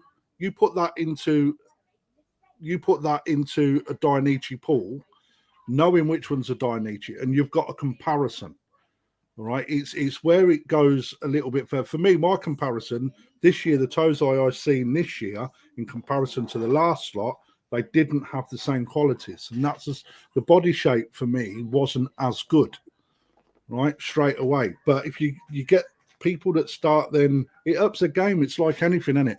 One car manufacturer builds this car that then starts taking out. Everyone starts to adopt to get the race. It's the same in the koi world, right? So as soon as you start getting things that are different, it's then what happens when they get a bit further down the line. You know? I get it when you've got the best of the best. Yeah.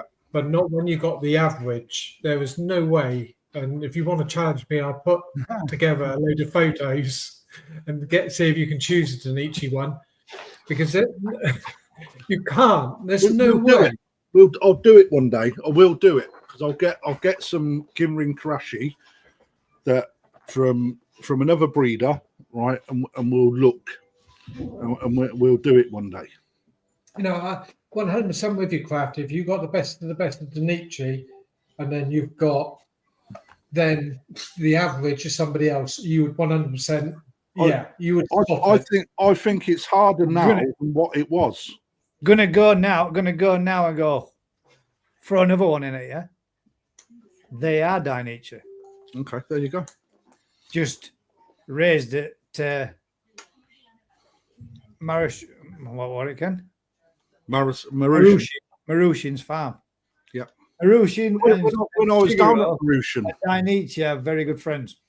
When I was down at Marushin, he had a couple of Ginrin Trags from Dainichi swimming around in one of his parent pools. So, you know, that's what I say. They carry on. They introduced this takes us back to the bloodline thing, right? Because Dainichi's Ginrin Karashi was so good, right? They then start injecting that gene into their own range. How about that? Rob's throwing it on in. Rob Proxy. No, Rob. I don't want to say it wrong. Just Rob. We'll go with Rob. But he's thrown another one in here now, though. I'm going to give you another one to have it. Oh, shit. Wrong screen.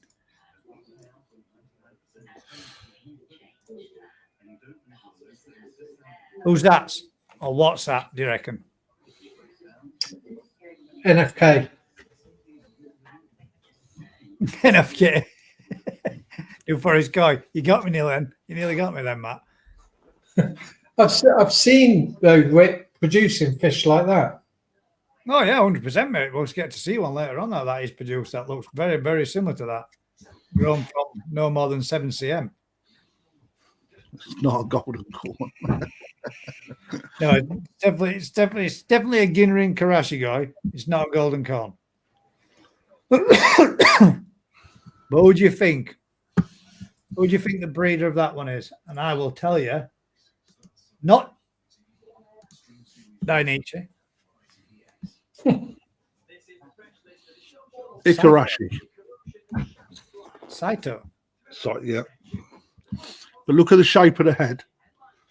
And then look at the shape of the other one, where it's got more of a, on Saito's more of a pointier face to it. Whereas the other one is more like that, of that, mate. And then look at the transition. I'm not looking at the screen, but look at the transition behind the head into the body. Okay. Yeah, the shoulder area. Yeah, when you look at that that shape to that head,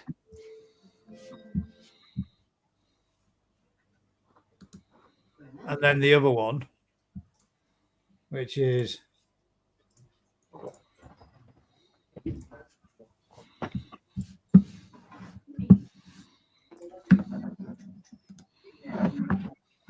that one appears to have a way more pointier face, doesn't it? Head. So when we look at that as shape, right, the Dainichi structure itself will generally indicate that that fish will get larger down the line.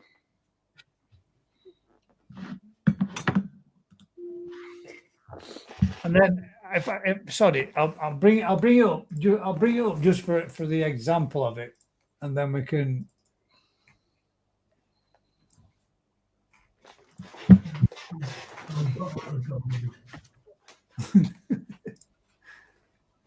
Can I make that bigger? Oh shit, man. Now we'll go with this one then, and we'll say again, who's the breeder? Nice backbone.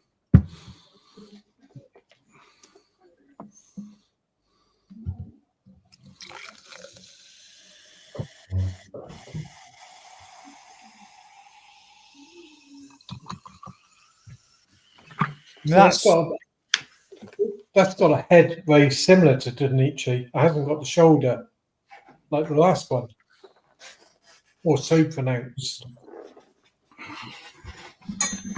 I'm trying to get what I've got. That looks very Dainichi, doesn't it? Yeah. I don't think so. Body profile, or would you say something else that's not making it look more Dainichi? It's the head color to me, and the transition from the head into the shoulder don't look the same. But then you see it from there, and it's got the light skin in the back is very good, which is something I would put a trait in with. And the gin quality looks good too. Yeah. Pinches at the shoulder, Colin says. I'd still say that's probably not, but it's hard to say because they all look the bloody same, don't they? Well, I shall tell you because put them next door to each other. I know whose that one is. Rick's. That is a cheeky monkey. Yeah. Which I think is a damn nice fish. Very nice fish. And that one is Tony from Farmer Wacoy. Oh, and by the way, congratulations, Tony, on hitting the 1,000 subscribers, mate. Super happy for you, bud. Fingers crossed you keep growing and keep gaining more and more for the future. But that one there is one from New Forest Koi, one of Rick's cheeky monkeys, grown on by Tony from 7 cm. And I think it's way over 30 odd cm now.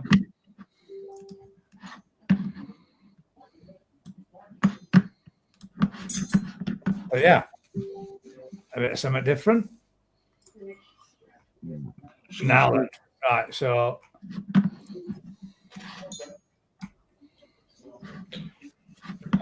right. No, Matt's not doing sleeping lions, Colin, for God's sake. It's just his camera that keeps freezing. So. It's not. I'm concentrating. I'm trying to find the video. For some reason, you do keep glitching, mate. So I get to pop you down and bring you back up again. Share screen, second. Now that one is, can we make it bigger? Variety, orange monkey, offspring of yellow monkey. And that is a Ginrin, Benigoy, and Gleason.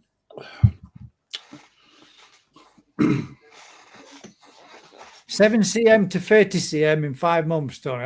That's smashed that, mate. Well done.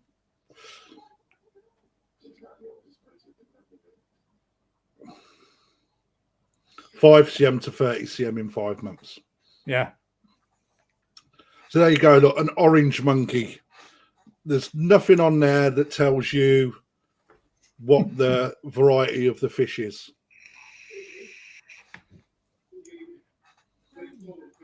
And Yeah, then it said brown- variety of what? Like there, it's saying the variety is the brown monkey. On the No, yellow but monkey.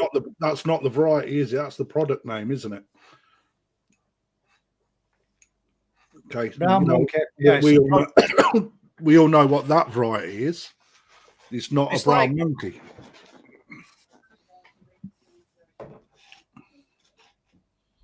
You It's know? a kahaku, isn't it? But when you look at it, again, it's feeding off the back of a yellow monkey. So that's a Dainichi yellow monkey at 65 cm. The transition and the transition from the head to the body is smooth. There's no pinching in. It literally follows the same body line. Lovely big wide head. Backbone, you can see, is really well situated, right? And the quality of the gin runs all the way through the fish. That in itself is not what I'm seeing on a young tozai at the moment. The same traits are not there.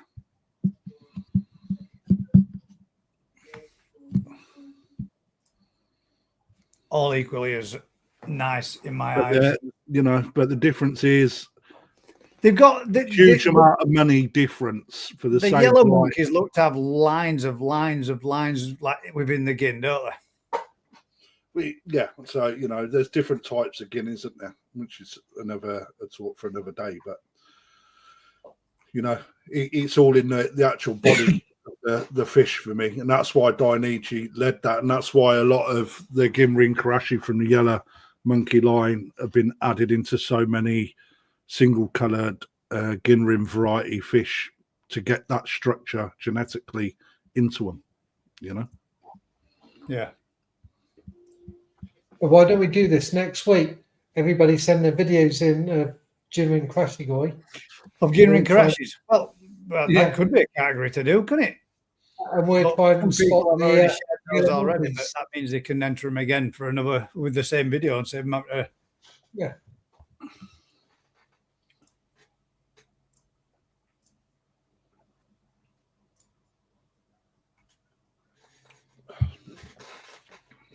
Gives you a different perspective looking at the same types of fish from different dealers. I think Rick can seriously hold his head high there with fish that look like that. Rick's fish, if you look at the colour and the quality of the gin on Tony's fish, exceptionally good. The bit that misses is that transition from head to body. Yeah, that's the only bit, But the difference in price is astronomical, isn't it? For that very small difference. And if you're not a show person, do you need it? Does it really matter? Yeah. Does it? Yeah. That's the thing. As honest as a day's long, do you really need to spend £2,000, £3,000 on a Nisai yellow monkey if you're not showing? Well, could you put that money to better use? Get yourself some for £1,000 of the same sort of size and quality. Size says Dainichi is always look angry. Dainichi branding tag, Yeah, let's not ask that question yet because I've still got one to sell. I've still got a few to sell, mate, but but they are nice. As of a lot of dealers, to be fair. But yeah, I mean, if you were looking for that particular fish for the show scene, then you would be more aiming towards that category. If you were thinking, do you know what? I want to get into the show scene and I want a Ginrin Karashi guy. What's to say that you couldn't? At the end of the day, it's the quality of the fish, not the breeder of the fish, is it? But you're already going to be pissing in the wind, aren't you?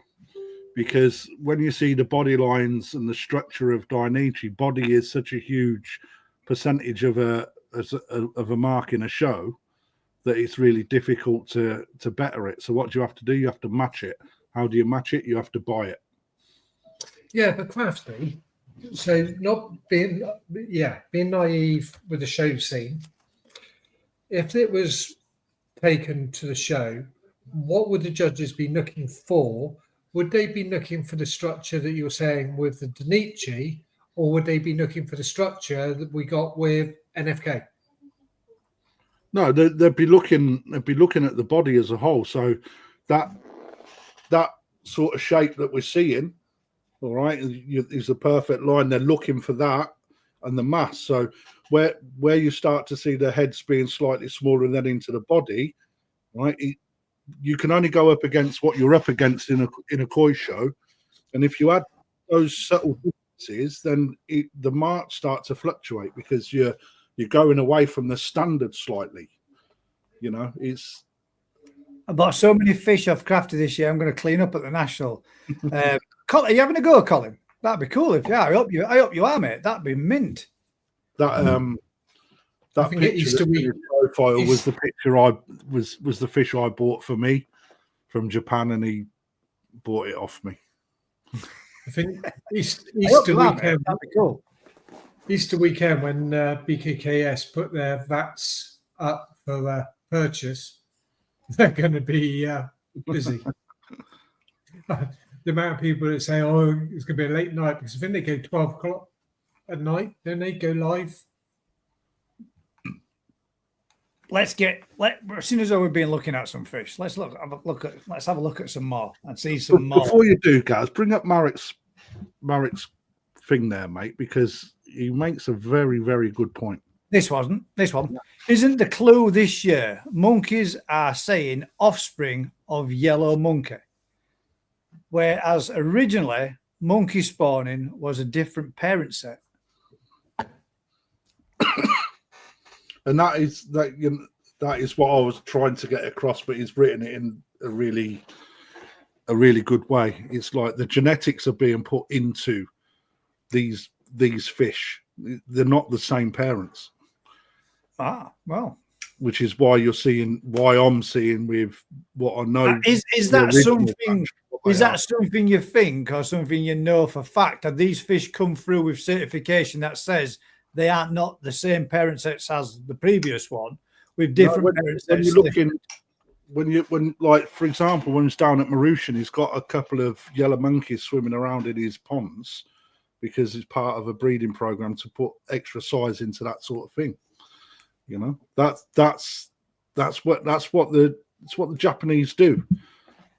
That's what the Japanese do. They when you look at and this is for me where it gets interesting as a dealer and someone interested in koi, to be fair, not just as a dealer, but when you start looking at the family trees, how much of a very sought after body shape or a new trait that makes that next fish better, then those genetics start to get injected into the bloodlines of different breeders, because that's how they get the body mass. That's where Sakai is such a market leader in the koi world, because he is the one that's brought that in with Momotaro, with Dainichi. They've all got the volume into the shoulders and they grow big. It's getting fish that don't necessarily grow big to get big. That is what the Japanese have always tried to achieve. Right? When you look at, for example, your Goshi Sanki, Gaz, and I think on Sunday you was chatting about it while there was one of your fish being auctioned, right? It's like when you look at a goshki naturally doesn't get huge. Right? Yeah, only a very few will get past a certain size point and hold on to the goshki line is known for being a smaller size, 65, 70 cm kind of fish, isn't it? Sort of thing, right? So when you then look at what Kibby's been doing for a huge amount of time, people think they're a new variety, and they're really not. They're just so hard to get to a point where they look sellable, because a lot of them look like mutts when they're going through the culling process. But actually, when you look at the fact that you've got a Sankey line put in with a Goshki line, that gene pool that he's trying to create is to get a Goshki that's going to get big, but it's going to naturally have the sumi of a Sankey in there as well, right? Which is where the Goshki Sankey comes in. It gets a bigger fish, but you've still got the Goshki-esque to it. But the only downside if that's what you want to look at, is that you're getting the sumi of a sankey with it, which is really difficult. I think that's nice, that bit. That's what I like. It's very Marmite, guys. So the also, you notice, Crafty, as I'm watching mine develop more so now, I'm getting to see. I mean, I'm not talking mass differences, but as the colours are starting to come and change around the floating Benny, is a prominent line around them, which looks really almost highlighted out with marker pen type style around, like it's been picked out. I mean, that bit makes it pop and looks really more appealing to me. But the feedback I've had from people that have looked at that fish is they either love it. Yeah, I'm telling you, they really fucking hate it. I've said it before, right? That is going to be this year and into next year. It's going to be the big one. I don't think it will, guys. I'll tell you why. It will. I'll tell you why. It's because they're so few and far between and hard to get hold of. That's what you think. Look, they are, mate. So good ones are. They're hard to get. Yeah, I know what you're saying. They love what you're saying. They breed them like crazy, and everybody's going to have one, including you. Right? If they start to flood the market, but that's what they do, though, isn't it? Yeah, but this is it. They start to flood the market. People will potentially. And Matt Howie Coyle have so many. You don't find them again. Yeah, but I think that's how it always tends to go with koi, though, don't they? It's like, for example, like you can say so many of the different varieties that we've seen come up with new names and what have you, and they've done the same with them, haven't they? It's like everybody knows that the original Aragokis, they were a cull. Aragoki fish were a cull. They were fish that didn't make the grade. And now they're a big thing because somebody at some point went, you know what, that really looks nice. Let's grow a few on. And when you see them as a bigger fish, with all that really class scalation to them, you think, flipping heck. Now that looks somewhat special. And then they bring a few to market, they sell like hotcakes, and then they reproduce it. And then they become a thing, and everybody wants one. See, when I bought mine last year, the selling point to me on it wasn't anything other than the size of its head and its mouth. That's what I saw. Size of yours when it come out of that bag, and I thought, God damn! I just looked and that is got size. It's got size written all over it, and it was a new fish to me as well. But both Ryan and I bought one for entry into the All Japan Koi Show. They both entered into the All Japan Koi Show. The fish that he sold to one of his clients took an award. Mine didn't get an award, but this year it was re-entered, didn't take an award. But actually, when you look at the two fish, mine had developed probably stronger than the fish first time round, which would say to me that it's really going to be interesting to see where, if we could get a comparison in a year's time again, where them two fish sit. I think that the other fish will generate more development again and become a better fish again. Yeah. So for me, I just think they look different. Yeah. And the fact that it looks different with that body mass to it makes you think, you know what? Wow, you got to have one of them. Just because when I saw those two, when they came out on that shipment night, I was like, shit, man. Look at units on them. They look mint. I think if I spot one of them in my price, so to speak, I'm going to have one of them. See, the thing I like about them, guys, is they're not the Benny, the sumi in the fish. Like on so many people, they go for that black goshki with a floating Benny style. That's not my style. Right? Actually, that was bred into them fish by breeders because they become a more sellable fish. Because like so many koi at a young age, Goshki don't look the best when they're a light colour. They look a little bit messy in the face as the sumi develops, etc. But when you get that nice gunmetal grey with the robing into the scales, right, that doesn't fall into the floating benny, but then you get the sumi of a Sankey in there. You've placed in it as well. Yeah, with that placement, you've got so many different intricacies to that fish that it makes it super. Not only a traditional goshki, but with the sumi from a Sankey, what more could you ask for? I think it's. I mean, I think just the originality of it. But saying that, we know that they're not that original because they've been done before, haven't they? Well, Kibby has been someone that's been doing it for a long time, mate. But when I was speaking to Yamaguchi in February about that fish, actually, he was saying that when you're doing spawns of goshki, they can look amazing, like when you're going through the culling and you've got a selection, they can look amazing. But then all of a sudden, the sumi gene just is so strong that you can pretty much come in the next day from something that looks good, walk in the next day, and the sumi's developed so quickly that you've got nothing but a pond full of mutts that you just need to get rid of cull because they just don't look good. And that's the problem. It's like getting them looking good early on. And it is the same. That's why when you look at Kano, for example, on his Goshki range, is getting it as good as he has must have taken so long to achieve just because of that superiority of the sumi gene within that type of fish.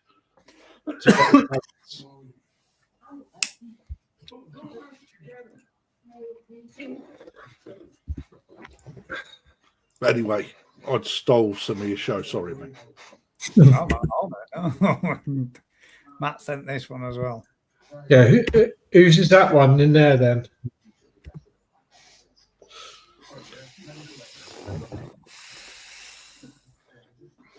Yours. It is at the moment, yeah.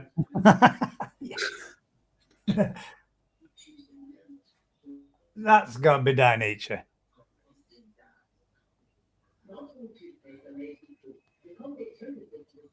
Yoshino. Marahiro. Marahiro. All of them. Yeah, but again, mate, if you look at the head shape is not the same as a Ginrin Karashigois from Dainichi. The head shape is not. But if it's Marahiro, does that not mean it is Dainichi? Well, this is. I'm glad you said it, Gaz, because this is a bit that I don't get. So we know that the farms buy from other farms.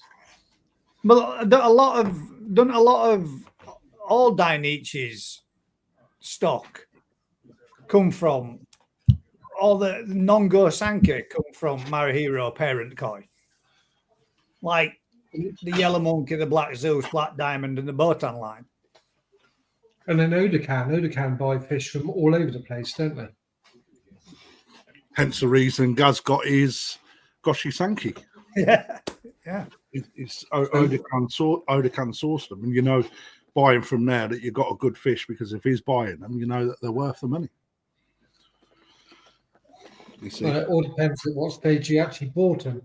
You see, if he bought them at 2 to 3 inch toe side, put them out into his ponds, yes, he's got a good idea, but there's going to be always ones that slip through that don't.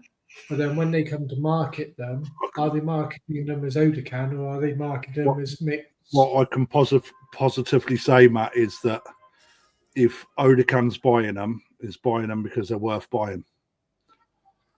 He's very much he's like the Narita of the North, isn't he? Yeah, I mean that's what he does, doesn't it? He goes, picks, selects, and grades, and buys the best of what he can from there, here, there, and wherever, and brings them back to there for future sales. Right, bit of koi appreciation then. I think we might have a few more. I think we might have a few more in here as well to have a look at. Let me just refresh this and then make sure that we get. all comments. And we'll hopefully. Right then. So we'll hit it off with the first one being George Murdoch's. And these were koi appreciation this evening was anybody's new stock which they've had overwintered and recently received or got in the ponds throughout the winter period that they've been held for by local dealers and dealers of such as Matt, Anthony, and exclusively koi, etc., etc., etc. So these are all from New Forest Koi and a number of dealers. Dealers, yeah. So the first one that we've got, which is going to be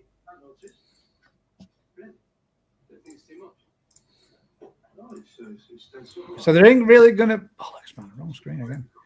There isn't really going to be a koi that we're going to be pitting against each other, by which I mean, all kahaku. These are a mix of people's new stock, which we will probably get to see these again and again and again. As Matt put him back on again, and hopefully he'll start moving again, just in case. So that's the first one, and this is John. Him. So that, can you tell anybody any idea where that might have come from? Just a quick guess. I know exactly, and I love this fish. Is that right? Where have you gone? Refresh your screen, lad. Is that? It's black screen for me. Oh, I just dropped him down and put him back on again. So, you see him now? It's thinking about it. I know where this fish has come from, and I do like the fish. That's why I love the pattern. That is an absolutely banger. That's a little banger, and it's George Murdoch's, and it is from New Forest Koi. That is our first one of the evening. For a bit of the old koi appreciation. This was the first koi bought from my pond in October. I only have 4 in there. Nothing new so far. 35 cm kaku from New Forest Koi. And then we've got Aaron's new, I think it's his new, there we go, Andrew, there with the New Forest Koi. And Aaron's first one, which is Agata Koi Farm, 56 cm Nisai, picked up and purchased from Wakefield Koi. And this is the one that you went with, Aaron, isn't it? As the fish you decided instead of going for the showers, I think. I hope I'm not wrong in saying that. Or it's another additional one you bought instead of. This is a 56 cm Nissan. It's beautiful. Ogata Koi Farm. Nice that, mate. It is very nice. I'm going to enjoy watching that one develop. That's very clean. The head is fantastic, and this is one variety where you don't really want too much of a body mass up front. It needs to stay more on the Matanoski line. Like they can still put on a lot of mass, but they need to sort of keep that element of elegance to them. Out of curiosity, because I don't know if it is a case of whether or not they do or not, do they all, or should they all, develop, because you can see it's coming there, the Benny in the dorsal? Yeah, it should be there. Yeah, it should be there. But you can see it's you can see it's there in it's there. It's following the Benny as an actual line, isn't it? That's the idea of it. I sold one at the weekend from Otsuka, a little chibi Nisai. Absolute banging. It's literally got a little streak, probably 2 to 3 mil long in its dorsal fin. That's enough for me to say that Benny is going to develop in the fin. So it is something that comes and can come later as it develops. Absolutely. Nice, Aaron, mate. Honestly, that is a banger, that. Absolutely. If it's there, it should develop. It looks like the Benny on the cheeks is going to come up more as well. The head is sort of flipping perfectly clean. It's mint. And this one is Leo's, I believe. Go on, guys, say it. What? Look at the Tancho spot. What do you call it? Look at the Tancho spot. Yeah, what do you call it? Ryan's awful for it, mate. Look at the dial on that. The dial on that. That is one of his favourite puns, that mate. More Sumi development to come as well. And what? Yeah. Well, how easy is that to read? Lovely. Yeah, it is nice. Clean pecs as well. Working up white skin, Aaron. Admittedly, I'm pretty damn happy with the one I got off Fuelcraft. It's doing nice. Again. Nice, brilliant white roji on that, hasn't it, again? Lovely.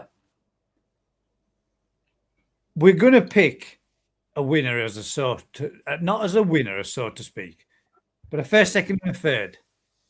First, second, and third. Look at fucking dial on that, Shag. Look at fucking dial on that, Shag. That's not going to be my text message alert. So Tony's New Forest Koi. That's a nice one as well. And look at that, perfectly positioned for a 33 cm. I would have said we're looking, because that's just beyond there, and Yeah, well, you're putting another 2 or 3 cm on that, aren't you? Make Yeah, sure that then you at pull it least- back a little bit. at least 33 cm. Looking at that in length, so even got a nice little measure up for it too, Tony. It'd be nice if somebody actually made a bowl that had a 90-degree end, so you did. The fish would always be further forward or forward back.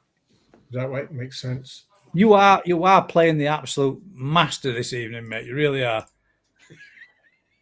Because you're frozen again. Matt, you need to refresh your screen, man.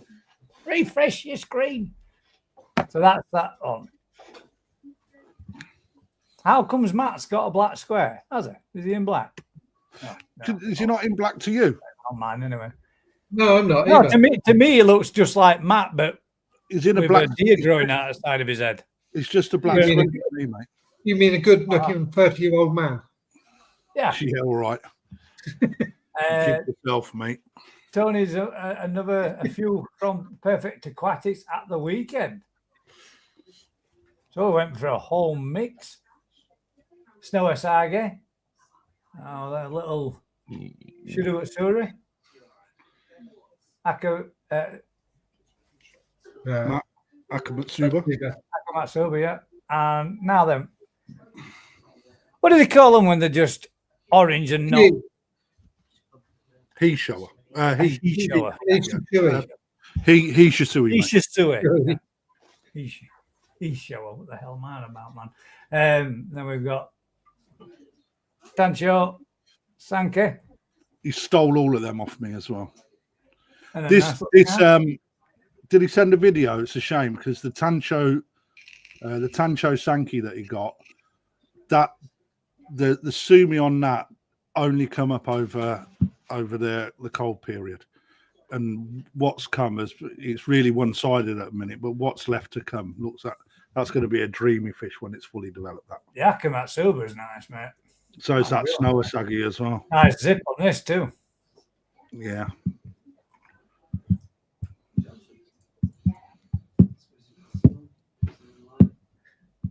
Yeah. It saddens me when I see him leave. I don't want to sell any of them. Craig Stubbs, little shower. Nice little growing project. 13 cm. Got a nice big head, isn't it? This is what you were saying earlier on, isn't it, about the showers? You can have people that look at them and just cast their eyes over without actually looking at the potential, what the fish is going to do. Yeah, thank you, Jess. Hannah Shisui. I couldn't remember that for a minute then. And then we've got Sarah's.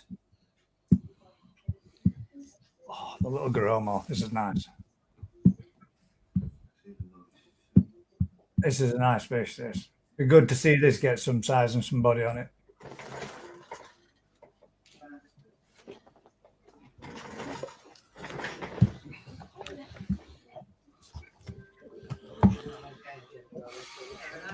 Want to be careful of that landmine there, just to the left of your foot, or your right of your foot.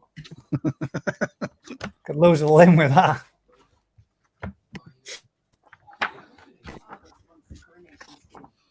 This is nice too. Ginrin Shurasuri from Takahashi. Female, 41 cm. God, I'm shit at pronouncing some of the Japanese name. Got a That big is nice. dominant jawline, Takahashi, like that. That's got some nice skin on that. Michael Thompson can get a fish, mate, I tell you. That's beautiful. That's, yeah, well in Mike, mate. That's fantastic, pal. That's took my number. Well, if we're going, we're just going to say, I might be tempted to say the same, mate. That might be my favourite so far. That, although there has been. I'd like to see it again in that left shoulder, where it's Sumi. Oh, that's it. Look at it. It's even turned camera for me. If that, it's hard to see. It looks like it's there. If that gin is prominent all the way through that fish, absolutely insane. You can see it on the back where the Sumi is not quite as developed. What we need to see is what happens to the gin as that Sumi starts to really break through, and whether it holds the quality in the gin, i.e. the gin is still there. If that is the case, which it looks like there's a good chance, then yeah, top quality. Like that one, mate. Very nice. Beautiful. That's a lovely fish. I'd have that in my pond, mate. 100%. Coming to my pond Saturday, excited for these two female Tamura Sanke with a female Kanoko Snowasage.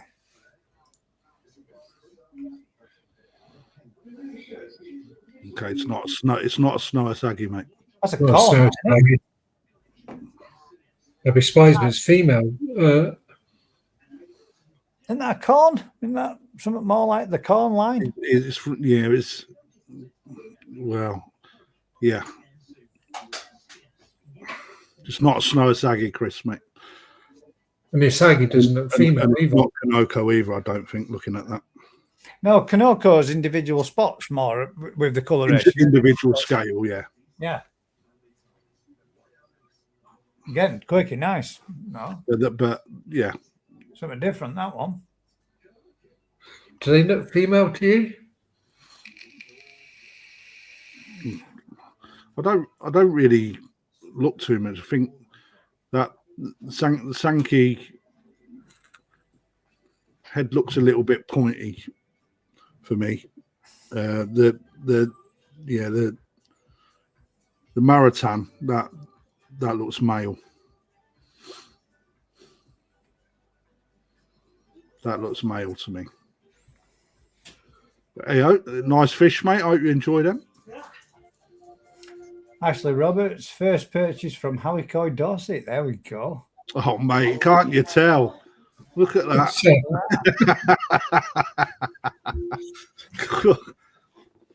Mate, you are good at playing statues, mate. I was shocked to see this on there because I didn't know it was on there. Our first Where's purchase. Got a good body line, nice shape head. I can't remember what he said he'd actually done over the winter, considering the what he's been in with the temperature. He put on some growth on it as well from when I videoed at the end of the season. What's that, about 30 cm that? Yeah. Matt's on dial-up internet for sure, man. Nice to see the Sumi development in that fish. That Sumi sitting really deep. Oh, you can see it there, can't you? Yeah, it's really deep, and it'd be nice to see what that does. It's unfortunate it went to him because he ain't got the potential to bring it out. He has. He'll be messaging me in a minute going, you knob. This is nice. No, the koi guys. Ross's new fish, his new achiever, which he's going to be receiving very soon. Nice fish as well. Nice, lacks a bit of head pattern, right? If we're going to be too textbook, but it's really nice to get an achiever that's got a pattern to it. You know, if we're going to split hairs, it don't really matter. There's so many achiever out there now with a sort of linear style pattern to it, rather than an actual pattern, if that makes sense, i.e., more broken pattern. To be Yeah, fair, nice. fucking One of head, my favourite Chiba. One of my favourite varieties. Amanda Smith's New Forest Thank you, Koi Monkey. arrived yesterday. Oh, look at that. I'll tell you what, mate. I've seeing these on video. They are super impressive, man. They're a lovely fish.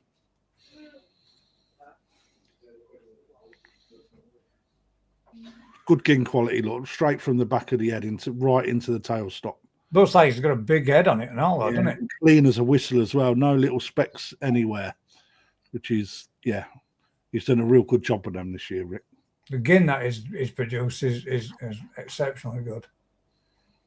Now then, Cuttlebrook, now 72, bought at 30. He's only put that in, hasn't he? So somebody's kind of missing the category of it. This is new purchases this season. Yeah. Bought at 72 cm. No, sorry, now 72 cm. Bought at 30 cm for 90 quid. Who needs a yellow? All right, well, we'll put it on anyway, mate, because it's part of the yellow monkey bit. So we shall go. Come on. Oh, damn. That's a unit and a half now, isn't it? Flipping heck. That's some serious overwintering. Hell of a, mate. Mike's got some fab fish, I tell you. Now, to me, though, right? Sorry. Let's assassinate it. Those little pecks just makes the rest of the fish's body look completely out of proportion. Good big pet to have in floating around in your pond. You'd have so much fun with that fish every day. When it moves its pecks out, they are actually the right in proportion. When it does to certain places, I don't know. Right, so I'll tell you where that's coming from, guys. If you look at the leading ray on the left peck, right, yeah, it's just a little shorter in it. It makes it look like it just curls under a little bit. When it does that, it makes it appear that its pecks are smaller, but they're not. But look at the skin quality in that fish is super. Scalation is mint, mate, isn't it? Skin quality is superb, really good. And she Really is good. heavy. Nice clean fish for the size as well. Yeah. You know, no little defects anywhere. 90 cm. 90, is it? Yeah, I think that's what it said. 70, wasn't it? Oh, sorry, 72 cm. For 90 quid. I knew they were. What do You can tell you're in the fish selling. You can tell you're in the fish selling trade now, guys, because they're going like. It has got a slight little discoloration spot on the end of its nose, and we are picking bones, mate. There, but Yeah. that's still one. It's way bigger than any fish I've ever had. So, my boy's koi is a mare, and that's a bit of a chunk. Oh, that's got some unit to it. Get head on that, shoulders, knees and toes. Good deep belly plate. Very, very deep. Bit front forward with its pattern, but I'd like to see like a full shot of the fish in a rather than all being bent. I'd like to see that. yeah, it's got some good shoulders to it, though, hasn't it? Now that stocky fish. Just whether you can get the length into that fish, that's going to be the challenge in that. yeah, because that's only like a 45 cm with It's a big hard to body see the mass. way that it's moving round, but yeah, it's getting the length in that. Again, that's where the parent sets come in as well, and the structure of the fish is important. So, Yamaguchi's fish, they're all fairly short set, young, and gain length a little bit later on in there. Yeah, there are. That's been said before, hasn't it? You've said that if some, and then length, and then yeah. I mean that does look a lot front forward weight wise. Yeah, so it's got some to the front and end of that fish, definitely.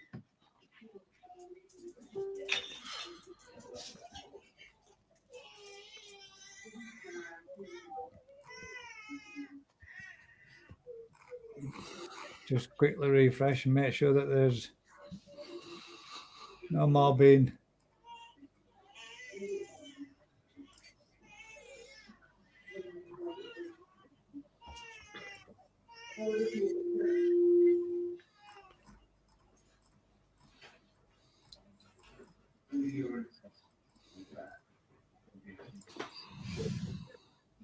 There we go. Leaf Davis. Is that a pearl Ginrin? Ooh. Oh no, Nah, just Ginrin, isn't it? Ginrin Kahaku. that's nice. It is nice, yeah. That's nice, deep, rich Benny on that, isn't it?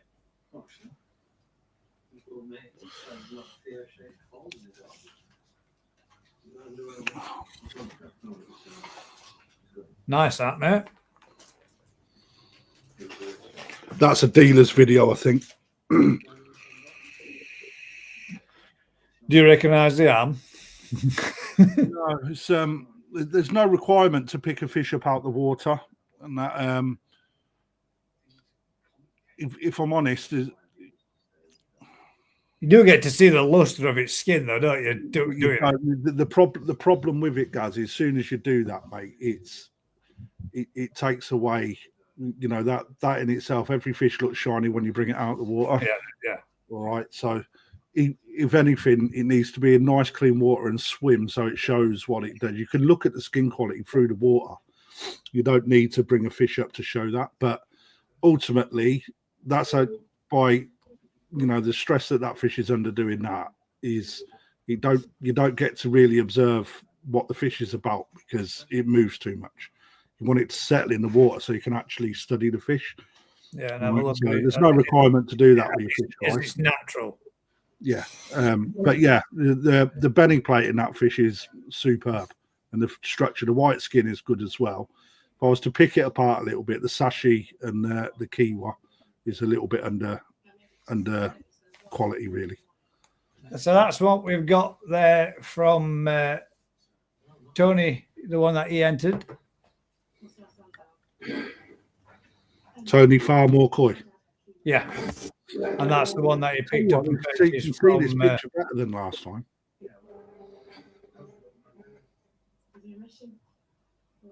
That's a nice fish, that. Great body shape. Look Great at the body. Lovely I body like shape. that. Fantastic, man.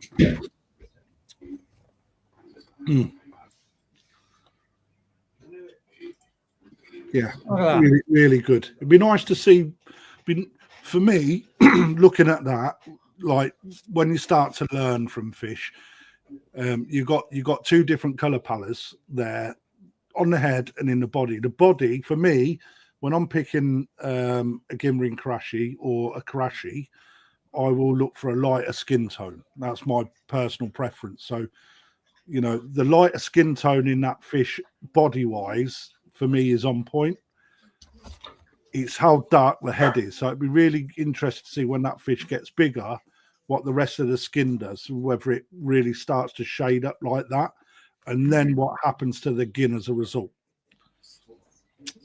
But that I think is going to be really, looking at the body shape, it looks like it's going to be a really nice, really good example of a big fish. Yeah. And the other thing I would say, Shovel of a head, man. Look.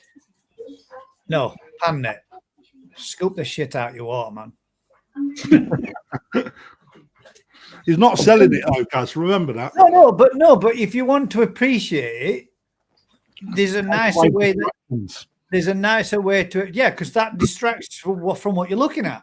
And when you're looking at bits of bats in the water, you're drawn away from the fish rather than appreciating the fish. A little pan net, or prepare yourself some pond water and take a nice, pouring it in over the top of a pan net so that you scoop all that, or you're sieving all that silt and rubbish out. Here's one for you. Use new water. Use new water, yeah. Dechlorinated water. Straight. Will appreciate it. Not straight out the tap. I didn't mean it like go and fill a bath up and put it in there. But fresh water. Yeah, fresh water. And you make it look a whole lot better. Well, that's Tony's first one. And we've got Rick, I'm pretty sure, sent us. Yes, he did. Ooh. Now, this is new koi for tonight.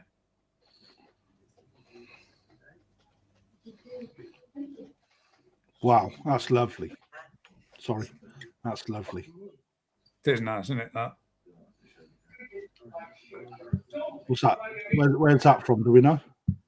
It didn't put the Ginrin is home, and this is my new favorite koi, but it's still in Japan. So this is his new favorite koi, and it's still in Japan. So I'm guessing that's as a carrier, I guess then. Well, that's a little banger, that. Right, that is a great photo, Gaz. All right. Red eye. No one has noticed it. Why? Because look at the rest of that fish. That is exactly right. Yeah. Right, you got a good head. You got transition into the body looks really good. You got a high backbone. Length from nose into dorsal is for a fish of that size really good. Shiroji quality is excellent. It'll clean up more on the head as it gets older, but you're already seeing the quality at a young age. The Benny plate, i.e. the whole of the Benny colour, is excellent all the way through. The sashi line is tight, so that is the shady area on the front end of the scale, closest to the head. That's lovely and tight and uniformal. And the kiwa is nice throughout, though, isn't it? It's hard to see the kiwa, but I would say looking at that, it's probably going to be very good and in a very good early development stage. Sumi is up as well. You know, again, it'd be nice to. This is where bloodlines help. Shit. Sorry. It's where bloodlines help. Smaller again. We have an understanding of what the Sumi is going to do, or potentially going to do, but generally you'll find that the smaller dots will potentially grow a little bit and then refine. So when we say refine, it means it will come and then tighten up. And what's up already, when that tightens up, it's good. What would be nice to see is a bit more Sumi in the front left flank of that fish. So you get that nice. You might have some coming here. I think it will. I mean, it's so young. That's what I say. Well, that would be nice to, if that happens, it'd be nice. And if where it comes, looks like there's a very good chance it'll come up onto the Shiroji. So that would be known as Subo Sumi, right? Which is something that we look for. But the Sumi placements there, that I would definitely look. That's something that would float my boat, 100%. Yeah. Really nice fish, mate. That is really nice fish. You can see why he's left it out there, and hopefully when it comes back, it's going to look like an absolute banger. Well, you can see why he got offered Azakari on it as well. Yeah. And then if you're going down into the real intricate like detail, you know, your Benny has stopped right on the tail stop there in the peduncle, right? Well, they actually reckon, don't they, that although the textbook, it should be like a couple of scales, 2 to 3 scales at the end of the peduncle before the start of the tail. It's not a requirement. It's more of show quality says 1 centimeter. Yeah, but it's not a requirement. It all depends on how that fish looks at the end of the day. All right. So some fish, but when that that tail gets fleshier, right, and it gets more mass to it, that's going to look bigger again. The Sumi spot's going to be there. But what it does, it frames that little part of the pattern, that little bit of Shiroji, and it will really change. If it wasn't there, you probably get a different looking fish when that fish gets bigger. It just wouldn't look as finished. We've got a 1, 2, 3 and a 1, 2, which is bang on again. Yeah. So for those people that don't know, again, it's something that's not a requirement, but it's supposed to be odds, isn't it? So it's supposed to have 3 in one, or 1 in one and 2 in the other. So they're not supposed to be a 3 and a 3 or a 4. An odd and an even. Yeah, that's it. Yeah. Yeah. But again, that's necessary, but that's some of the criteria that they. Who actually came up with that? What? Do you want me to search internet for that, Matt? You know what I mean. It's just like maybe it's just a trait that naturally occurs. Now then. Vince's pond. Variety. This has got well. That's I'm just that's the bit that I was just going to say. I honestly don't know. What variety are we looking at there, folks? So we've got metallic fish, black scale line, But we've got red sumi coming on. but that's just different quality sumi. Well, then it would be a kinki kikikuru. Kinky. Well, yeah, because it's gold. An Aragoki Doitsu Kikajaku on your bike. No, absolutely. It is. It's not Aoki. I don't believe. So your black scale line straight away puts it into the Matsuba range, correct? Metallic, and it's more of a key yellow, but it's because you see them little red spots you're putting in there, Gaz. Yeah. Right? That is the underlying tone of where that comes. All right, so that's very hard. In time, that will get oranger with more. So this yellow, goldy or orange will more likely become color, but it comes from that deep red. Yeah, yeah. So it might darken up and change as it matures more. Yeah, I mean, it might be an Aoki, Vince, mate. I'm not. He's probably more of his. So what we're saying in Deutsch Kajaku, then? Are you saying Deutsch Kajaku or black scale line? With it, if that was a silver scale line, it changes completely the variety. well, mine's a Kinki Kikikuru, but it's got a black zip. Kikakuryu. Yeah, but when you look at them, that's nothing to do with the zipper line, right? That is to do with the pattern type. So your Kikakuryu is a linear base, so your pattern will grow down the fish. Yeah. And the Matsuba would be more of a single fish. Yeah, because the sumi comes up over the top of the coloration, which gives the sumi it grows linear down the fish rather than on a kajaku, which is more of a show wraps around the actual fish in chunks. Ricky said Deutsch Ki Kajaku. So the next one then. Yeah. Oh, it's swimming. Thanks, Vince. The next one's it's moving. There you go. And it's better moving, doesn't definitely it? A Deutsch Ki Kajaku, mate. I'd agree with that. Yeah. Definitely. You can see it better now it's moving. You can see it's more of a yellow. It's not a red. Yeah, it doesn't look nowhere near the same colour as the still. Mm. So the next one. Now then. That's up my alley, Vince. That's a Benikikikuru. Or is it going to be a fecking Yamato Nishiki? Look at the fins. Vince, you tell us. I mean, that's Benny, isn't it? That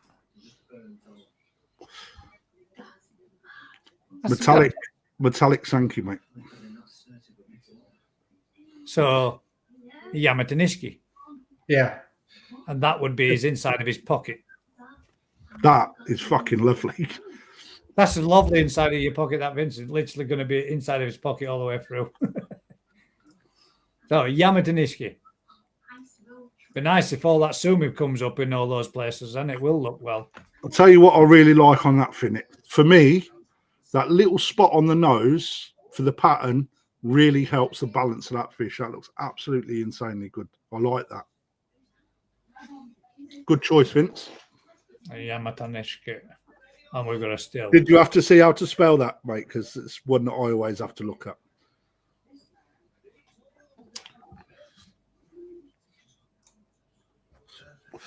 What did you say the last one was? I'm saying nothing. That one's not. Oh, crap. There's your Benny Kiko. There's the Benny Kiko. We've got one.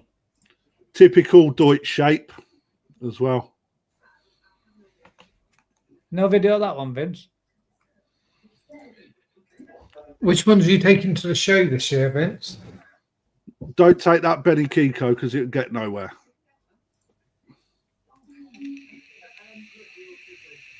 If I do it fast, it's swimming. He's done a flick book, hasn't he? So,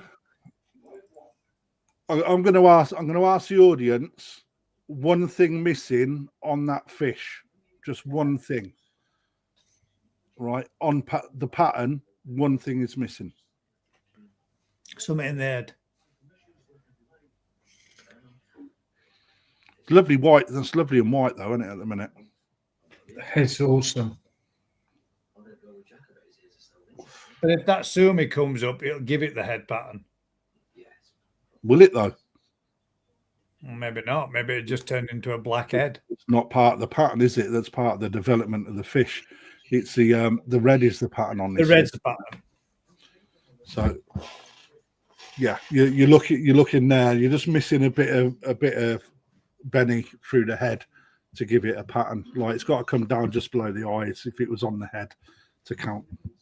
So the next one being Well done, Rob. back to the Facebook group, and then we go back there because some people did put Ooh, some. you're nearly on 1,000 members there, Gaz. 973, yeah.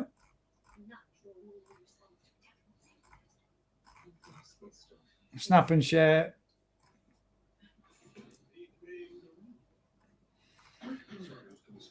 Mark's new purchase. Looking forward to adding my first shuro to the Yoshiki Goi collection this year. Fingers crossed it all goes well and develops further. It's a nice little shuro utsuri. How will this work? Never does. God damn you, man. No, there's Sarah's one in a still photo. Can we go bigger? We can. It's a nice fish. It's a nice little Gromo, That is a nice Garomo. What type of Garomo, though?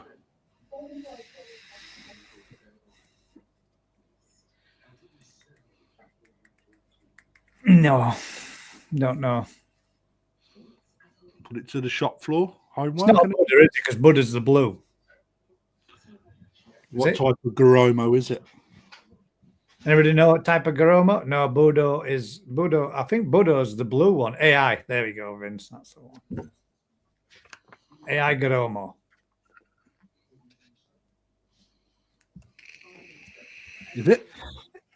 It's a Buddha. The Buddha Garomo has got that purpley blue color to it, hasn't it?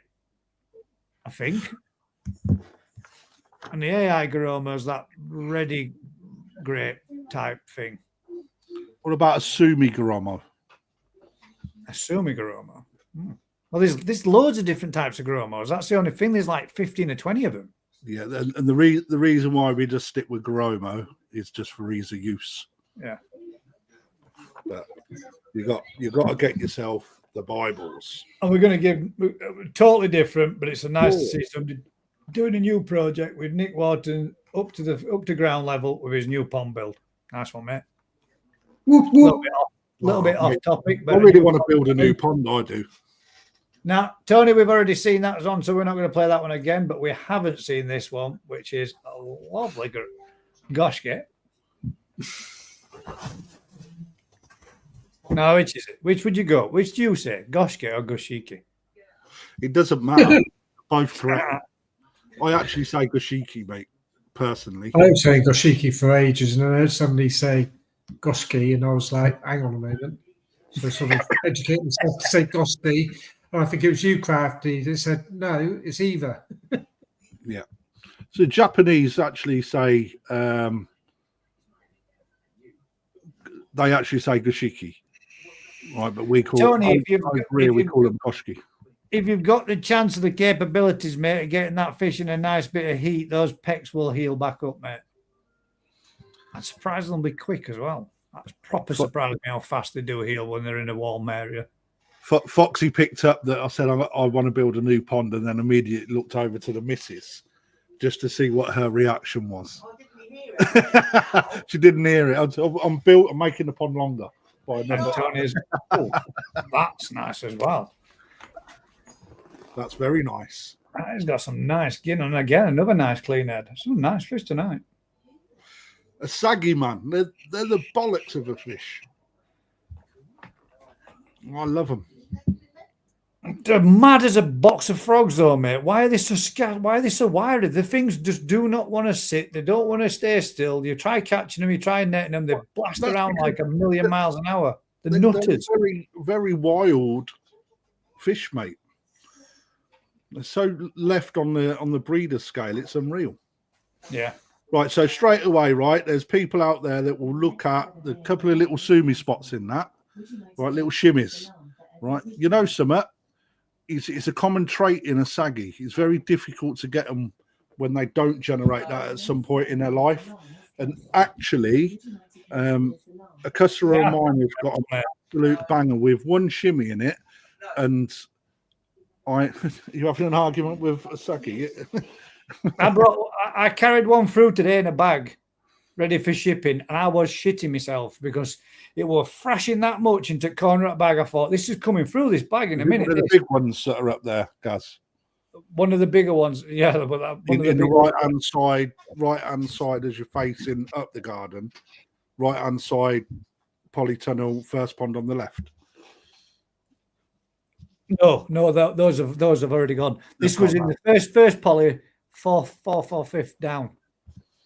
Yeah, but it was scaring the crap. I was like, calm down, man, calm down. Don't come out of the bag or shit myself. Mate, the gin on that is exceptionally good, isn't it? It is good. You know. But even the smaller ones, they're just raged. Wick. Yeah. Don't be put off by them little sumi spots, guys, when you're picking. Right, because your chances you're going to get one at some point in the life of the fish don't stay perfect forever, do they? It's impossible, isn't it? But you know, I spoke to Alan Tate on it with regards to one of my customers has got an absolutely superb example for an asagi. This one. It's got one shimmy on it, which really detracts from it. However, you know, even when you're comparing that would be a small demerit. You know, for the rest of the fish was fantastic. Nice dose, thank you there. Yeah, that is nice. Like that one. So look at that is a real good video because you can see the profile of what a good Deutz looks like. Lovely pecs on that, isn't it? Just probably a little bit big, but you know, yeah, I like that. I mean, that looks cool. Looks good. Looks in proportion with the body to it, though. But the profile, right? When you see a lot of Deutz, a little bit stumpier, and you know that's why you want a nice long skinny fish. Not skinny, but a long, not so dumpy. You know, that was really nice. Nice that, Dave. Who was that from? That's from Dave Thompson. Yeah, he's got some nice fish as well as Dave. I enjoyed that. Matt, you are looking like a blank square. Shit. Not to me, not now. He's there. You need to sort your life out, Matt. Right, so problems. For next week's koi appreciation, then we're going to go with.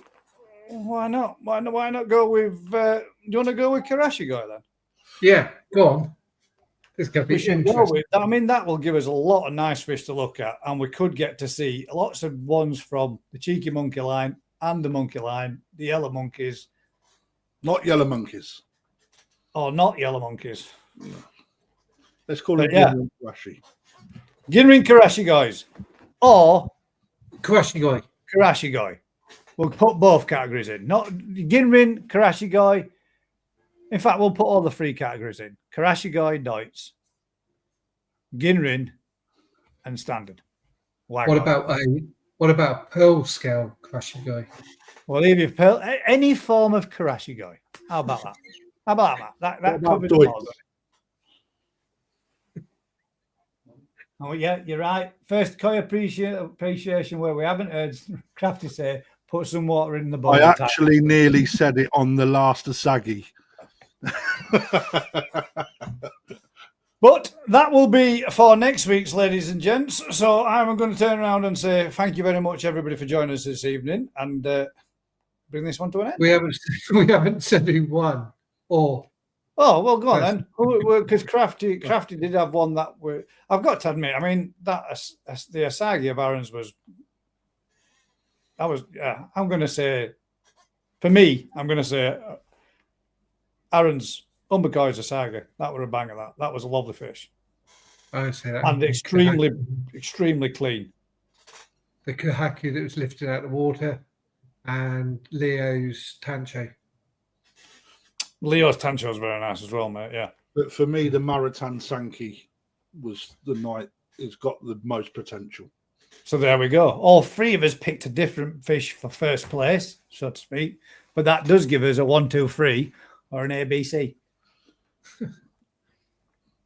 Usual thing, guys. If you've been enjoying this kind of content, do us a huge favor, like, share, subscribe, tell a friend. Don't forget, next week I will post in the Facebook group for all types of Karashigoi. Stick your pictures in, little videos. If you want to do a video and a still, that's perfectly acceptable. And we'll look forward to having a look through them next week. Usual thing. Catch you on the next one. Keep smiling, guys.